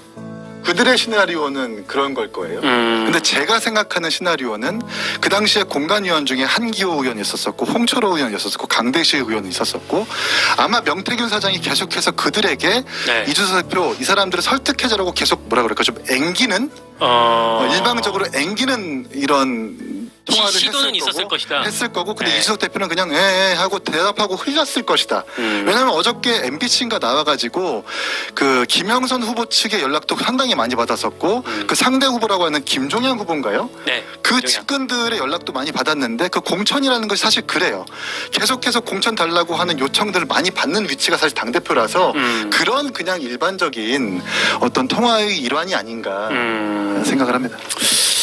아무튼 뭐 이건 내용이 나와야지 얘기를 할 수 있는 것 같고, 댓글 보니까 지금 이런 말씀들이 많아요. 쭈우닝님, 예찬아 고생하네 크크크. 제이제이님, 장예찬 맞는 말 하네. 또 반면에 최약두산이구나. 최강두산이 아마 그거일 텐데 최약두산님. 최약두산. 네. 두산 팀을 싫어하는 누군가겠죠. 장예찬 뭐 뻘소리다 뭐 이렇게 뭐 상반대 또 말씀들도 하고 계신데 나 지금 거의 최선의 대응을 하고 있는 거 근데 아니, 잘하고 저는 있어, 잘하고 있어. 장예찬 최고가 할 수 있는 최선을 최선의 다한 대응인 것 거고 같아. 그렇다고 해서 막 되게 매우 막 무자비하게 비판한 것은 아니라고 저는 평가를 해요. 그럼 어때요? 그러니까 아까 얘기 나왔던 저는 오늘 정진석 실장의 그 아까 국감 내용 못 봤는데 그 대통령실에서 저는 이번에 좀 주목하고 있는 게 이 건에 대해서 사과가 왜 안 나올까를 좀 보고 있는데 아니 혹시 나온다면 언제 나올까? 근데 제가 이제 뭐 이 드러난 사실에 대한 이야기는 우리가 많이 했고 이후 대응을 어떻게 해야 되느냐 이후 전국을 뭐 이제 민주당이 또 추가적으로 뭐를 오픈할지 모르겠지만 제가 알고 있는 팩트라면 뭐 윤석열 대통령과 명태균 씨의 통화 녹음은 대부분 다 이제 남아 있는 건 경선 이전 거일 겁니다. 그러니까 경선 이후에 아마 제일 센 한 방이라고 생각해서 박찬대 대표가 어제 이걸 터뜨린 것 같고요. 그러니까 11월 14일, 15일 김혜경, 이재명 선고 이전에 계속 산발적으로 이제 살라미식으로 녹취를 까겠지만 그게 아마 시점상으로는 대통령실의 해명이 맞다면 대부분 다 작년이 아니죠. 2021년 11월 이전 것들일 거라서 추가적인 가시부의 파장이 이것보다 더 큰 건 없을 거라고 보는데 제가 취재한 바로는 대통령실이 당초 임기 반환점 맞이해서 급하게 뭘 하려고 하진 않았어요. 일단 이달 11월 10일. 네. 이달 말에 에이펙이 있기 때문에 네. 에이펙이라는 중요 외교 무대를 좀 잘 끝내고 나서 12월 즈음에 준비한 인사라던가 또는 대통령과 국민과의 대화, 기자회견 등등을 좀 예견하고 있었던 것 같아요. 그런데 어쨌거나 이제 속도는 좀 빨라져야 되겠다. 그러니까 에이펙 이전이라도 임기 반환점 전후를 맞춰서 대통령께서 지금은 아니죠. 근데 이게 어느 정도 또 한번 지나간 다음에 좀 빠른 시기에 국민과의 대화나 기자회견을 통해서 여러 의혹들에 대해 진솔하게 해명도 하고 본인의 입장도 내시고 설명도 하고 낮은 자세로 하는 게 좀 에이펙 이전이라도 좀 빨라져야 되겠다는 생각이 들고 인사도 원래 윤석열 대통령의 철학은 국면 쇄신용 국면 전환용 인사는 없다는 겁니다. 그렇죠. 일관된 원칙이죠. 그래서 연말쯤에 있었던 개각 같은 경우도 워낙 오래된 장관들 위주로 준비를 하고 있었던 걸로 아는데 지금 이제 윤석열 정부가 약간 MB 정부를 롤모델로 좀 공부해야 될 필요가 있다고 봐요. 어떤 점에서? MB 정부가 광우병 사태로 집권 초 지지율이 굉장히 많이 떨어졌다가 MB 대통령이 전면 쇄신한다고 해서 대통령실과 내각 다 바꿨거든요. 아침 이슬 부르고 나서 그러면서 집권 3년 차에 오히려 지지율이 반등하는 좀 보기 힘든 일들이 일어났어요. 그러면 국면 전환용이 아니라 정말 국민들께 쇄신과 변화의 의지를 보여주는 차원에서의 대대적 개각이나 대통령실 쇄신 그분들이 뭐 잘못해서가 아니라 그런 부분에 대한 인사 결단도 좀 타이밍을 빨리 가져가야 되는 거 아닌가. 지금 국민들께 어쨌든 국민들께 우려를 야기한 부분에 대해서 국민들이 어쨌든 지지율로 해초리를 때리고 있는데 이걸 좀 아프게 받아들이는 모습 이런 것들이 결국에는 인사와 메시지로밖에 나올 수가 없어서 그 시기가 원래는 이제 에이펙 이후 12월이었다면 한 달 정도 더 당겨야 되는 거 아닌가 하는 생각이 좀 들어요. 뭐 인사와 이런 걸로 메시지를 좀 국민들한테 보일 필요가 있다라는 말씀. 저는 이제 뭐랄까 저는 어차피 여당도 아니고 야당도 아니고 국민 한 사람으로서 이거 보면서 약간 뭐랄까 정말 대통령실의 해명을 100번 양보해서 다 그냥 받아들인다고 하더라도 그냥 뭐 명태균 씨한테 그냥 덕담한 거다라고 하더라도 이 녹취를 듣는 순간 뭐랄까 약간 수치심? 네. 그러니까 우리 국민들이 뽑은 대통령이 저런 말을 했단 말이야. 약간 자괴감 같은 게 좀 느껴지는데 거기에 대한 뭐랄까 이런 마음을 좀 어루만진 뭐 사과라든지 뭐 그런 느낌의 그게 언제쯤 있어야 하지 않을까 하는 생각을 들더라고요. 그런데 이제 국민도 이제는 사과를 해도 받아줄 마음이 없어요. 이제는 이제 전 심리적으로 아까 말씀드린 것처럼 심리적으로 이제 국민들이 이미 탄핵을 한 상태입니다. 그리고 대통령실이 그러니까 문제의식이 아직도 없는 게 전 너무 신기한 것이 벌써 국민들이 회초리가 그냥 육무방망이를 몇 번 때린 겁니까 지금. 강서구청장 선거 때 한 번 때렸죠. 그다음에 총선 때 대대적으로 이제 정말 혼을 내준 거잖아요. 그러면 총선 이후에 바뀐 모습을 보여줘야지 이제 와서 이런 녹취가 터지니까 뭐가 인적 쇄신하고 한다? 아니요. 그건 믿지 않습니다. 가장 슬픈 게 뭐냐면 이제 어떻게 보면 가장 신뢰를 받아야 되는 대통령실의 말과 해명을 국민들은 더 이상 믿지 않는다는 거예요. 그러니까 공자에게 이런 얘기가 있잖아요. 국민이 신뢰하지 않으면 그 나라가 없다라는 거 무신분립이라는 얘기가 있지 않습니까? 그래서 국민들이 이제 대통령실에서 무슨 말을 해도 신뢰도 안 하고 사과를 한들 저게 진심일까? 이런 생각을 하고 있기 때문에 저는 인적 쇄신을 하든 메시지를 하든 뭐 그거 아무 소용이 없다고 저는 보고요. 그리고 뭐 인적 쇄신 얘기가 아까 나와서 그런데 사실 지금 이렇게 사람이 안 바뀌는 것도 갈 사람이 없다 그러더라고요. 대통령실에. 대통령실이든 정부 내각이든 지금 어차피 침몰하는 선에 내가 왜 굳이 거기다 발 들이냐라고 해서 사람이 없어서 못 간다는 게 정설입니다. 아 근데 그거는 좀 다른 게 우리 임 부대변인님도 청와대 생활 해보셔서 알겠지만 아무리 지지율이 낮고 어려워도 여권에서 이제 대통령실과 청와대 간다는 건 자기 인생의 공직 경력에 굉장한 레벨업인 거잖아요. 그러니까 그거 뭐 갈 사람이 없다 이거는 아니고요. 제 주변에도 가고 싶어서 줄 서 있는 전 직원들 얼마나 많은데요. 그러니까 그거는 좀 지금 상황이 물론 그만큼 어렵다. 그리고 뭐 이런 사과로는 타기 안 된다는 거는 우리 임 부대변인님의 정견이니까 제가 존중을 하는데 이 청와대나 대통령실이 가지는 상징성이 각 진영에서 얼마나 큰지 생각해 보면 뭐 바꾸려고 하는데 사람 없다 이건 아닌 것 같아요. 근데 언제 어떻게 누구로 바꾸느냐 이런 고민들이 좀 남아 있는 거겠죠. 그러니까 그 초기에 그러니까 정권 초기에 이제 대통령실에 들어간 모 비서관이 있는데 그분이 이제 저는 개인적으로 아는 분이에요. 나와서 한 얘기가 있습니다. 뭐 이건 얘기해도 돼요. 그분 이제 그만뒀으니까. 이분이 이미 이제 대통령실은 김건희 씨 라인으로 다 장악됐다. 라고 대통령실을 그분이 이야기하더라고요. 그래서 그분이 이제 해임된 이유가 대통령의 오더를 따랐더니 해임됐다고 그러더라고요. 아 그래요? 여사의 오더가 아니라. 아. 근데 이런 사람이 모 비서관이 누군지 모르겠지만 민주당의 임세훈 부대변인 만나서 그런 이야기하는 사람이 제2의 김대남 같은 사람이잖아요. 그러니까 저런 사람을 걸러내지 못하고 인사한 게 잘못인 거지. 그 인사권자 잘못이신 거예요. 내가 찾아낼 거야. 그 비서관 누군지 내가. 네, 말씀하신 순간 성남 총각님께서 이분 우리 늘 저희한테 그러니까요. 많이 보내주시는 분인데 감사한 분이죠. 살모사 한동훈 얘기는 안 하나요? 왜 살모사인지 모르겠지만 그거 제가 만들어서 장기찬 최고가 표현했지. 그래? 언론에. 아 그래 대통령 이야기는 노잼이네요 이런 말씀을 주셨고 또 거기에 대해서 킹갓 충무공님께서 왜 재밌는데 그러냐 이런 말씀도 주시고 계신데 아니 사실 오늘 저녁에도 옛날부터 예정된 한판 승부 인터뷰가 있는데 오늘 한판 승부요? 네. 아. 저는 사실 또 신나게 한동훈 대표 깔려고 인터뷰 준비하고 있었는데 갑자기 어제 이게 터져서 이 사건. 시기가 지난번에 뉴스쇼 나올 때도 그랬던 것 난 같은데 항상 나가는 날 뭐가 터져. 그러네 근데 좀 딴 소리인데 대통령실에서 오라고 안 해요? 저요? 일전시, 아니, 예, 그 예. 인사는 뭐 이게 저 서두를 그것도 아니고 제가 밖에서 지금 요새 방송 많이 하고 있고 막 그래서 네네 그건 이제 근데 언제 어떻게 될지 모르는 거죠. 장기찬 최고 들어가야죠. 그러니까 이번에 인사 개편할 때 어디로 딱 들어가신 뉴미디어 거 비서관 아닙니까? 옛날에 뭐 그런 얘기들이 근데 뭐 있었는데. 소문이야 많고 네. 저도 뭐 계속 끊임없이 소통하고 이야기하고 있습니다만 지금은 이제 뭐 제 인사나 뭐 한 대표가 말했던 행정관 비서관 인사로 뭔가 국민들께 메시지 줄 수 있는 단계는 그렇죠. 아니고요. 그치. 그러니까 그거를 뭐 7인에 8인을 갈라는 것도 좀 웃긴 소리고 왜냐하면 잘 아시지만 비서관 행정관은 얼굴 없는 사람들이잖아요. 그러니까 이게 누가 뭘 잘못해서가 아니라 MB 정부가 쇄신했을 때도 그 사람들이 잘못해서 쇄신한 건 아니거든요. 그러니까 대통령실뿐만이 아니라 내각까지 아우르는 정말 이제 회초리 맞고 다시 한번 임기 후반을 잘 마무리하겠습니다라는 의지를 보여주는 좀 거물급 인사 쇄신이 있어야죠. 그러니까 말씀하셨던 이 상황에 만약에 장애찬 최고를 대통령실에 기용한다 이거 쇄신이다라고 한다면 언론에서 그냥 안 넘어갈 것 같긴 한데 진짜 그걸로는 해결 카드가 안 되죠. 이 녹취록 선거 개입 전국을 국면 전환하기 위해서 우리는 대대적으로 장예찬 최고를 아니 왜 대통령실로. 내가 뭐 있지도 않은데 왜 나를 매겨 이 양반들이 장애찬 비서실장. 근데 근데 이제- 없고 주차장에서 갈등하다 여기까지 올라왔는데 근데 이제 과거의 장예찬 최고가 청와대에 들어가면 모르겠지만 지금의 장예찬 최고가 요 어조 그대로 들어가면 그러면 저희가 이게 다 된다. 저희가 세신 그 카드, 베이스- 세신 카드. 이보석 실장 어떻습니까? 필요 없어 야 필요 제가 없다고 그분들한테 말씀해드릴게요. 기자들한테 제가 지지율 대책 계획을 봐라. 좀 다르다라고 제가 내려놓은 아주- 장예찬 최고가 청와대에 이게 들어가면 저 달라요. 정도 급으로는 뉴스가 안 돼요. 아니 이게 뭐가 됐든 간에 너무 도파민 뉴스- 중독인가? 아니 저 뉴스 정도 될것 급으로는 같은데. 뉴스가 안 되고 도파민 아니 중독.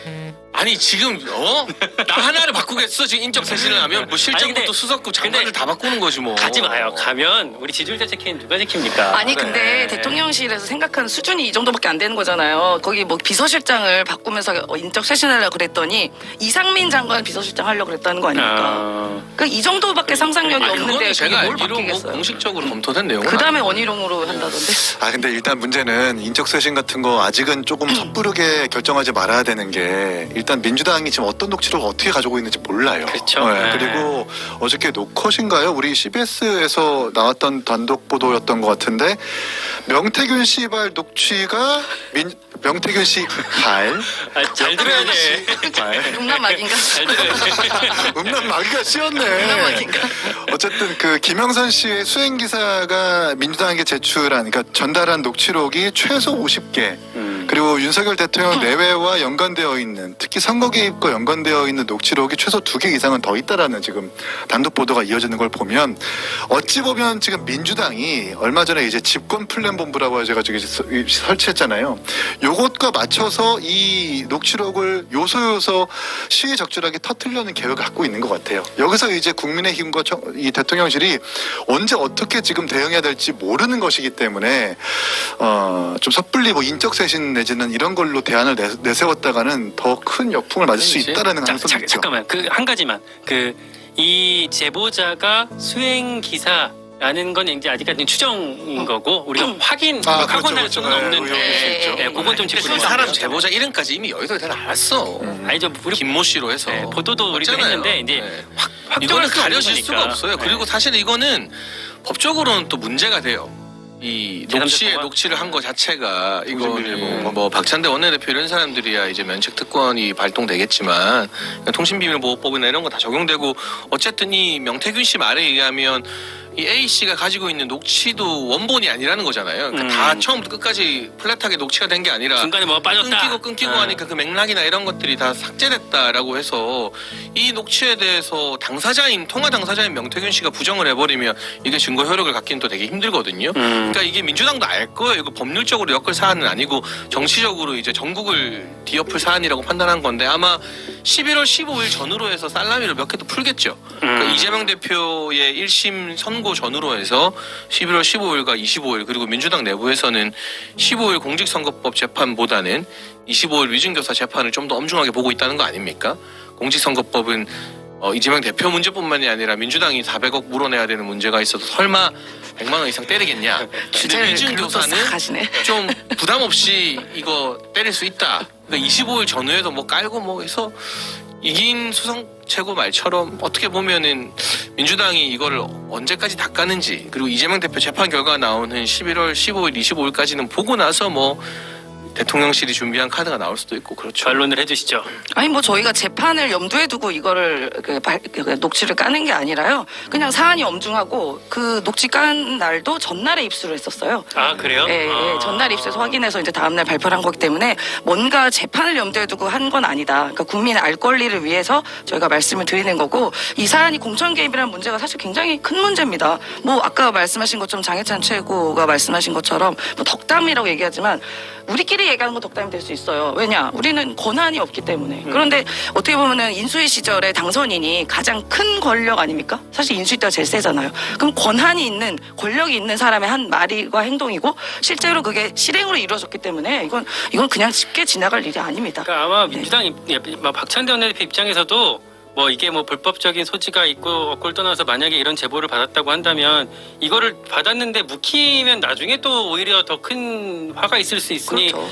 제가 박찬대 대표도 공개할 수밖에 없을 것 같긴 한데 네. 아니, 반대로 만약에 그 지금 뭐 국민의힘이나 다른 당에서 문재인 대통령이 이런 통화가 나왔다 생각해봐요. 아, 내가 뭐 누구 줄 아니 건데. 더한 뭐 것도 이러면서. 나왔잖아요. 문재인 대통령 뭐. 울산시장 선거 개입으로 경찰 진짜로. 동원하고 청와대 동원해가지고 그 수사받고 있는데 그거는 어떻게 보면은 약간 머무든 분이 머무든 사람 뭐라 하는 격이죠 그거. 그러니까 아니, 다만 그게 지금 진짜 나오지도 않는데 그 녹취가 나왔어요. 수사에 그게 아니 녹취가 녹취보다 나온 더 게 심하죠. 아니잖아요. 그거는 공권력을 동원했는데 뭐가 국권에 동원했다는 증거가 없잖아요. 민정비서관실이 동원됐다는 수사가 증거가 다 나와봐야 나와서 알죠. 지금 수사 중인 재판 사건인데 수사가 맨날 얘기하는 거 다 진행되고 있잖아요. 여기 여당에서 에어컨 수사 좀 중인 틀어주면 안 사건이라서 되겠어. 너무 더워. 말할 수 없다. 점점 더 수사 중인 사건이라 뜨거워지는데 얘기할 수 없다면서.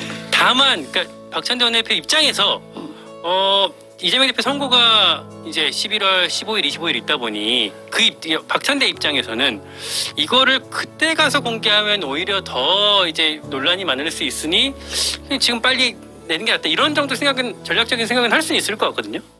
아니 저는 그런 고려가 아니라요. 그냥 지금도 여러 녹취를 지금 확인하고 있는 중이에요. 그러니까 녹취만 나왔다고 그걸 다 틀 수는 없고 이게 진짜 사실관계가 맞는지 아니면 어느 정도의 파장이 있을 건지 뭐 여러 가지 정무적 판단을 하고 있는 상황이고 일단은 내용이 많아가지고 시간이 일단 오래 걸리는 건 맞습니다. 자, 이쯤에서 그 얘기 좀 넘어갈게요. 명태균 씨는 그럼 지금 도대체 어디 갔냐?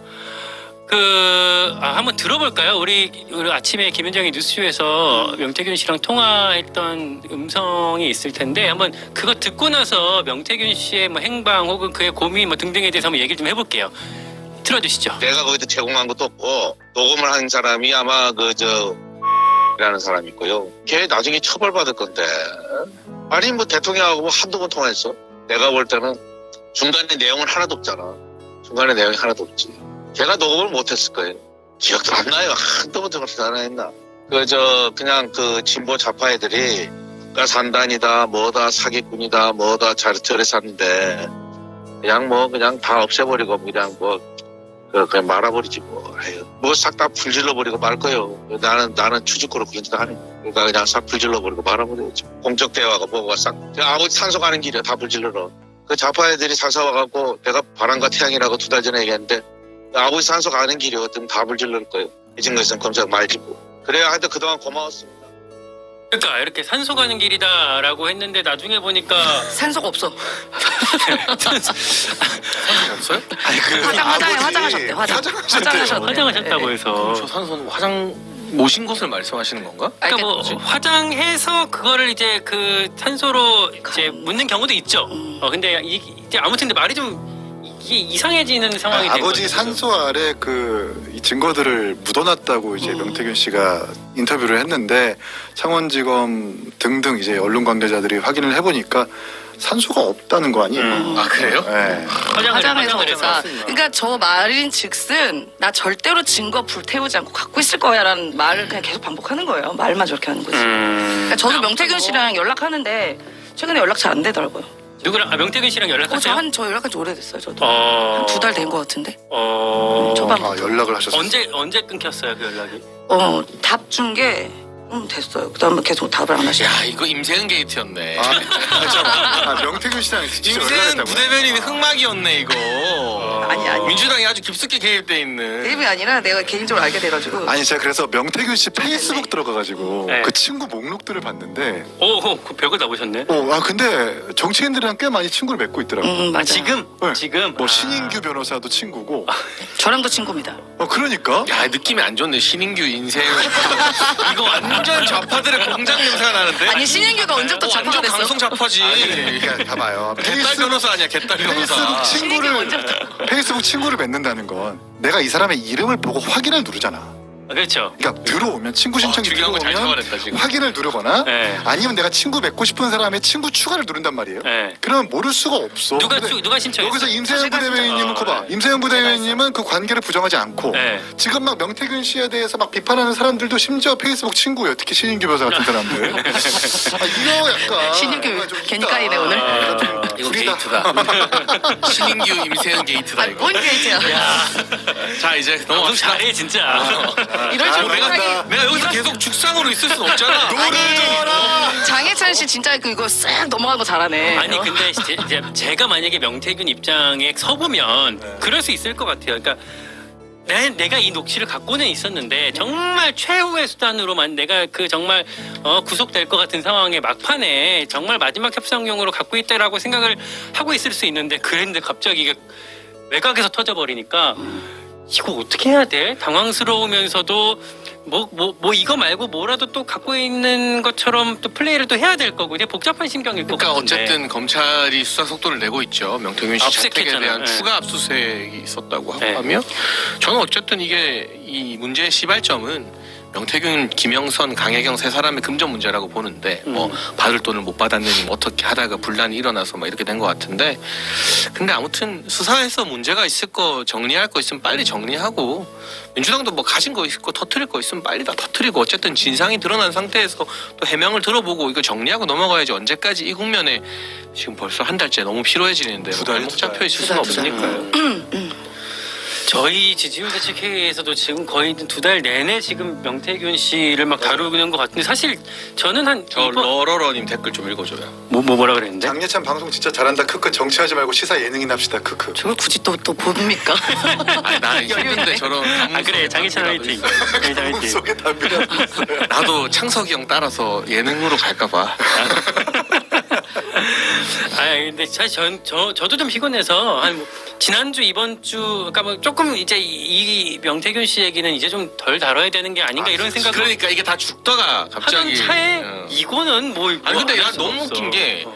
저도 뭐 사실은 중요한 분들이랑 통화 많이 하죠. 최고위원 때도 그렇고 지금도. 근데 저는 일단 기본적으로 아이폰이라서 통화 녹음은 안 해요. 아. 네, 근데 이거를 녹음이 뭐 예를 들어 자동으로 된다 쳐요. 갤럭시를 써서. 근데 이거를 자기가 자동 녹음으로 갖고 있는 것까지는 그렇다 쳐.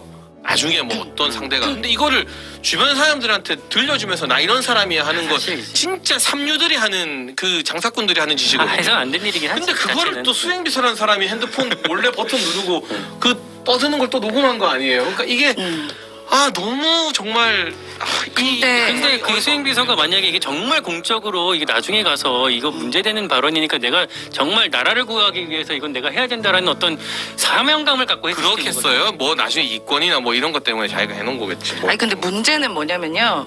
대통령과 영부인이 여기저기 전화를 너무 많이 해. 텔레그램이든 톡이든 그냥 뭐 그게 개인적인 이유든 공적인 이유로 전화를 그냥 너무 사적으로 많이 해요. 혹시 영부인이랑 기가폰도 안 쓰고. 통화해본 적 저는 없어요? 가끔 김건희 씨는 전화하는데 안 받으시더라고요. 가끔 전화를 왜 하는 거예요? 그냥 한번 물어볼 거 있어가지고. 진짜 이상한 분이다. 아, 예. 아니 근데 제가 왜 이 말씀 왜 이 말씀 이게 드리냐면 내가 가끔 김혜경 씨한테 전화하는 거랑 똑같은 거잖아. 우와 내가 가끔 김혜경 씨한테 전화하는데 초밥 얼마예요? 안 받는 거잖아. 너무 대상이야. 아니 우와. 디올백 어딨냐고 물어보고 싶어가지고. 그러니까 아니 근데 이게 제가 왜 이 말씀 드리냐면 저도 대통령이 누구한테 전화한 거 들은 적 있어요. 문재인 대통령이 아니요. 윤석열 대통령이 누군가한테 전화한 거 녹취를 들은 적이 있다니까요. 그분이 들려줬어. 자랑처럼 들려주더라고요. 아 네, 그러니까 이런 게 너무 많다는 근데 거예요. 이게 문제는. 저는 한 가지 그냥 뭐 이 내용에 대해서를 떠나서 그 윤석열 대통령은 문고리를 안 두는 거거든요. 그러니까 윤석열 대통령과 소통하기 위해서 예를 들면 박근혜 정부 때 문고리가 있었다. 네. 뭐 누구는 측근이 누구다. 이 사람은 통해야 된다. 이런 걸 안 두세요. 그러니까 이게 어떻게 말하면 문고리가 있으면 역으로 이런 명태균 사건 같은 건 좀 방지가 되죠. 그 사람들이 이 수문장 역할을 하니까 그 대신 그 문고리들이 권력을 사유하고 뭐 비선이 되고 뭐 실세가 되고 뭐 이런 논란이 있는 거고 그래서 문고리가 있으면 문고리가 있다고 또 뭐라 하고 문고리가 없이 직접 소통을 하고 여기저기 여론 청취를 많이 하면 또 이런 문제가 터지기도 하고 그러니까 이건 좀 딱 정리하기 어려운 문제인 것 같아요. 아니, 그 공식 절차를 통해서 연락하시면 되죠. 청와대 내 그런 시스템이 있는데. 이제 과거의 여의도 문법에서 이제 문고리가 있느냐, 문고리보다 문고리. 문고리. 사투리는 그냥 넘어가자. 문고리? 그러니까 있느냐 없느냐의 문고리가 표준어야? 보법이라기보다 문고리. 그렇구나. 문고리. 근데 이제 이 김건희 여사라는 어떤 또 다른 어떤 변수가 생긴 거잖아 이번 정부 들어와서는. 김건희 여사가 그 녹취에서 알 수 있듯이 뭐 장관 누구를 시킨다는 등 뭐 이런 녹취가 나오는 걸 그거는 보면 아직까지는 김건희 여사 육성이 아니라 물론 명태균 당연히 씨가 들어서 명태균 씨의 허풍 일방적인 치는, 네, 녹취와 내용이에요. 독백일 수 그거는 좀, 있겠습니다만 네, 네. 그게 사실이라면 사실 문고리 역할을 김건희 여사가 하고 있는 것이겠죠. 그리고 김건희 여사가 이런저런 통화를 하면서 의대 정원도 진중권 교수와 통화하는 게 밝혀지기도 하고 또 이 명태균 씨에 대해서도 이렇게 이런저런 평가를 한다라는 그 녹취가 증거들이 나오는 것 아닙니까? 뭐 그렇게 구조적으로 좀 다른 차별점이 있다. 이 말씀하신 순간 폭프님께서 또 이 슈퍼챗을 보내주시면서 인적 쇄신하려면 이준석 국무총리 정도는 해야 점점점점점. 오늘 개혁신당 알겠어요. 분들이 많이 네. 들어오신 것 같은데요. 여기 원래 사실상 개혁신당 마- 방송. 아, 그래요? 아니야. 그 정도는 아닌데 많이 계시긴 해. 아, 그렇구나. 그리고 저 슈퍼챗 안 그래 이 말씀 드려야겠다. 지난주에 나중에 보니까 그런 항의가 많았더라고요. 슈퍼챗 보내주셨는데 왜 안 안 읽어주냐. 제 거에 제가 다 체크하면 좋은데 저도 방송하다가 못 챙기는 경우들이 있거든요. 최대한 제가 이렇게 읽어드릴 테니까 많이 좀 뭐 돈도 돈인데 사실 뭐 저희가 이 돈 벌려고 하는 건 아니고 이준석 영부인 시켜야 된다. 그래 저런 댓글 남겨주시면 안 읽을 수가 없습니다. 네. 아, 저걸 왜 읽어? 고양이님 이준석을 영부인 이게 좀 그렇다. 됐다. 어렵다. 재밌으시네. 아무튼 최대한 제가 이게 우리 읽을게요. 패널들도 마찬가지지만 네. 댓글도 종잡을 수가 없네. 쉽지 않은데. 자 넘어가 볼게요. 토픽 2로 할게요. 거의 방송 시간이 오바됐는데 이제 넘어가야 근데 되는데. 저거는 정진석 비서실장님이 진짜 저렇게 말씀하신 건 저 가짜뉴스 아니면 팩트예요? 뭐지? 하하호님께서 진짜? 저런 말을 했다고? 네. 정진석 일단 개혁신당 아까 그 전에 지지율 댓글에서 말씀해 주십시오. 천하람 선수랑 정진석 실장이랑 매우 지금 운영에서 싸우고 있다라는 격렬하게 아, 붙었어요. 그래요? 전달을 누군가 해주셨어요. 아. 근데 이제 뭐 개혁신당의 지지율을 얘기하면 우리가 입을 좀 닫아야죠. 아니 대통령 지지율이나 생각하라 그래요. 대통령 지지율. 근데 개혁신당은 그 이야기를 먼저 했겠지. 어. 저 댓글이 아, 사실이라면 대통령 아마 그 지지율이 이야기를 나쁘다. 먼저 하니까 받아친 거 아닐까요? 개혁신당 생겨서라. 뭐 일리 있는 지적 아닙니까? 왜냐하면 정진석 실장님도 이게 완전 사나이 캐릭터기 지금 때문에. 우리 PD님께서 적어주셨죠? 개혁신당 지지율 멘트 사실. 사실. 아, 와. 아니 이게 아니 근데 너무 대통령 비서실장이 아니, 근데 가볍고 솔직히 저렴한 거 아니에요? 지금 그렇게 얘기했으면. 이 유튜브보다 운영이 라이브가 더 재밌을 거야. 그럴 수 있어. 오늘 조금 우리 접속자 빠진 게 그거구나. 그래도 뭐 1000명 가까이 이게 되고는 있죠, 있는데 물론 뭐 아니 근데 뭐 당연히 정당의 지지율은 정무적으로 그렇게 평가를 할 수 있겠습니다만 국정감사에 나온 정진석 비서실장이 그렇게 뭐라 그럴까요? 면박을 주는 뭔가 이렇게 대답하는 조롱이지, 조롱. 정도의 조롱은 근데 너무 했겠지. 조롱이다. 전하람 의원이. 그러니까 천하람 의원은 지금까지의 행태와 질의를 봤을 때 매우 막 억지를 쓰거나 그런 건 아니잖아요. 아 근데 운영위에선 좀 나는 그 천 의원이 다른 국가 많은 건 좋게 평가하는데 항상 전통적으로 운영위에서는 조금 왜 저렇게까지 하나 싶은 게 좀 있긴 있더라고요. 약간. 아 천하람 선수가. 근데 그 운영이가 어쨌든 대통령실 상대로 하는 거잖아요. 대정부 근데 질의할 때도 운영 관련된 대통령실에서 나온 분들의 대답이 진짜 너무 답답해서 소리를 안 지를 수가 그 없겠던데. 대답이 거의 한 90%는 정진석 실장이잖아요. 예. 그분이 아니, 그러니까 오늘 말씀하신 그냥 거. 작정하고 나온 것 같아요. 그러니까 아까도 정진석 비서 제가 전달을 해드렸지만 정치적으로, 법적으로, 상식적으로 아무런 문제가 없다 어제 녹취록에서 그런 자세와 태도를 견지하고 오늘 무장하고 나왔기 때문에 그 어떤 의원들의 질이라 하더라도 합리적인 지적이라 하더라도 계속 반박하고 반감만 살려고 하겠지.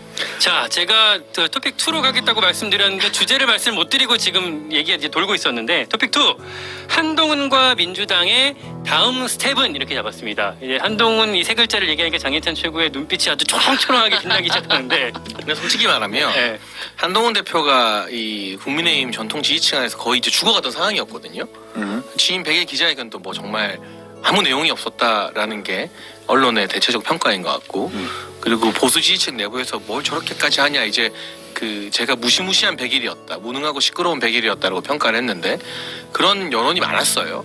근데 어쨌든 명태균의 이 녹취가 터지고 한동훈 대표 이슈가 좀 들어갔죠. 그리고 한동훈 대표도 여기에 대해서 어떤 입장을 안 내고 있어요. 그러니까 이게 어떻게 보면 입장 내기 어려울 수도 있겠지만 여당 대표라면 지금 중진들이 하는 것처럼 뭐 한마디라도 보태서 어쨌거나 어려울 때 방어해야 좀 된다. 방어를 해야 되는데 그것도 안 하고 약간 제3자적 입장으로 이거를 약간 관전하면서 굿이나 보고 떡이나 먹자라는 태도는 아닌가 좀 무책임하다는 생각이 드는데 그렇다고 지금 이 국면에서 또 저 같은 사람이 제가 한동훈 대표 비판 많이 하지만 이제 와서 한동훈 대표를 막 더 비판할 그런 타이밍은 또 아니에요.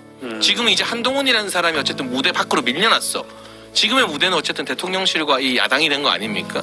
근데 이게 한 대표 입장에서는 위기에서 벗어나서 한숨 돌리는 계기가 될지 아니면 아예 이제 관심 밖으로 좀 밀려나는 게 될지 그건 좀 두고 봐야 될 것 같아요. 이 국면에서 한 대표도 또 골치 아플 게 뭐 특감 이야기라던가 대통령실 개혁 이야기를 자기가 또 막 이때다 싶어서 하면 이거는 완전 보수층에서 이 위기를 이용해서 또 자기 정치한다고 정말 어려워질 수 있어서 본인도 아마 지금 이러지도 저러지도 못하는 그렇게 어려운 안 할 거라고 상황인 것 같아요. 공격적으로 안 할 거라고 보세요? 할 수도 있는 거 아니에요? 뭐 아직까지는 지금 일단은 무대응인 것 같아요. 약간의 한 이틀 지금까지는 동안은 그렇지. 지금 사라져 있잖아요. 고민을 하겠죠 본인이 어떻게 할지. 뭐 이를테면 뭐 이런 부분들은 문제니까 뭐 잘라냅시다 이런 얘기를 할 어쨌든 근데 이게 솔직히 말할까요?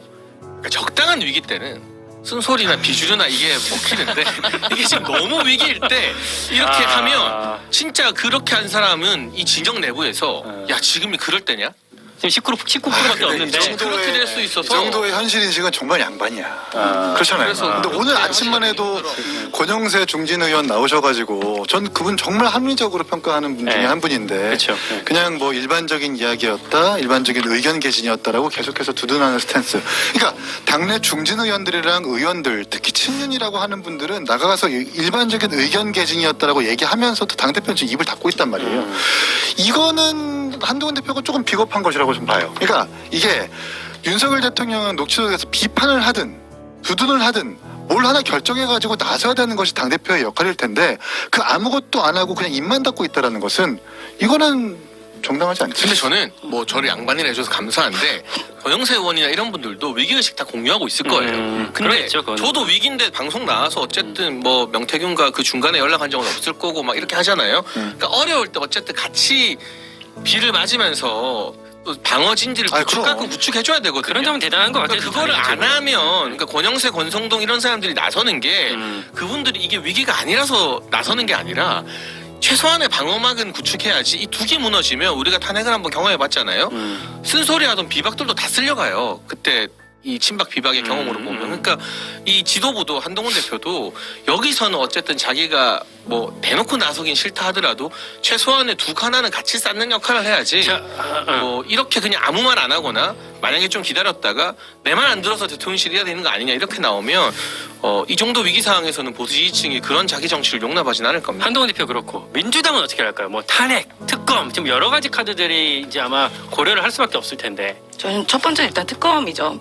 원래는 이제 최혜병 특검이 1순위였는데 지금은 이제 김건희 특검, 종합특검이 이제 1순위를 할 만큼 이 사안들이 너무 한적한 게 많고요. 이번 토요일에는 저희가 광화문 그 서울역 쪽에서 이제 대규모 집회를 열립니다. 그래서 아마 매주 진행을 할 건데요. 이제 우리가 이제 국민 속으로 들어가서 국민의 민심을 제대로 대통령실에 알리고 여당도 함께하기를 바라는 그런 운동을 전개하지 않을까. 여당도 함께하기를. 그래야 되지 않겠습니까? 어쨌든 여당의 힘도 일부 있어야 우리가 뭐 특검도 통과되고 뭐 할 수 있으니까요. 임세무 좀 내일 나가세요 그러면. 그렇죠.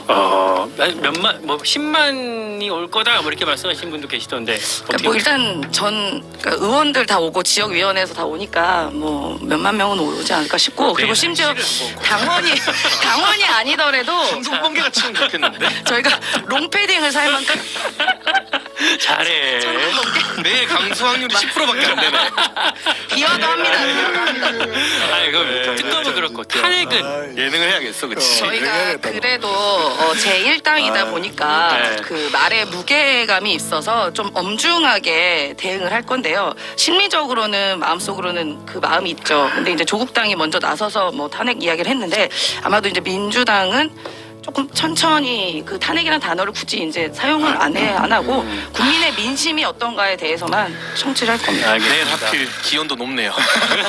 날씨까지 따뜻해. 너무로 짜증나네. 23도야 최고 기온이. 시간이 얼마 남지 않았는데 마지막 그 지지율 솔루션까지 좀 짚어볼게요. 지난주부터 우리가 지금 시작한 건데 다음 지지율 이제 다음 주에 또 볼 거 아닙니까? 다음 주 지지율의 어떤 가장 변곡점, 어떤 큰 변수가 뭐라고 보시는지 그리고 그런 상황을 타개하기 위한 솔루션이 뭐가 있을지 좀 아이디어를 좀 짜내 주신다면. 짜내라는 표현이 맞는 것 같아요. 제가 먼저 하면서 성남 총각님 슈퍼챗으로 임세현 대변인님, 한동훈 대표와 김용남 전 의원 민주당에 좀 데려가세요. 저희도 사랑 가려봤습니다. 김용남 뭐 이슈가 있나요? 김연아 의원 요즘에 질풍노도의 시기를 가지고 비판적 지지를 계속해서 시전하고 있는 상태라서 당에 대해서? 슈퍼챗 소개해드렸고 저는 아까 제가 말씀드렸는데 대통령실이 준비하던 카드를 좀 일찍 내놓을 필요가 있다.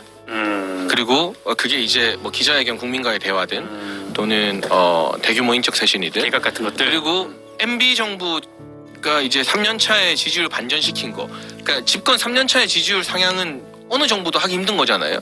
근데 MB 정부가 어떤 선택을 통해서 그런 것들이 나왔나를 좀 지금 공부해보고 11월 안에 그러니까 APEC이 물론 얼마나 중요한지 그리고 대통령실이 외교에 얼마나 진심인지 제가 누구보다 잘 알고 있습니다만 국내 정치에서 동력을 잃으면 외교를 아무리 잘해도 평가를 못 받습니다. 그러니까 사실 저는 개인적으로 안타까운 게 외교만큼은 윤석열 정부가 정말 잘하고 있는 측면이 많은데 평가를 못 받는 이유도 국내 정치 상황 어려운 것 때문이라고 보거든요. 그래서 APEC 이전이라도 조금 시간표를 앞당겨서 어떤 조치들을 조금 빨리 할 필요가 있다라는 생각이 드네요. 네, 이긴 최고.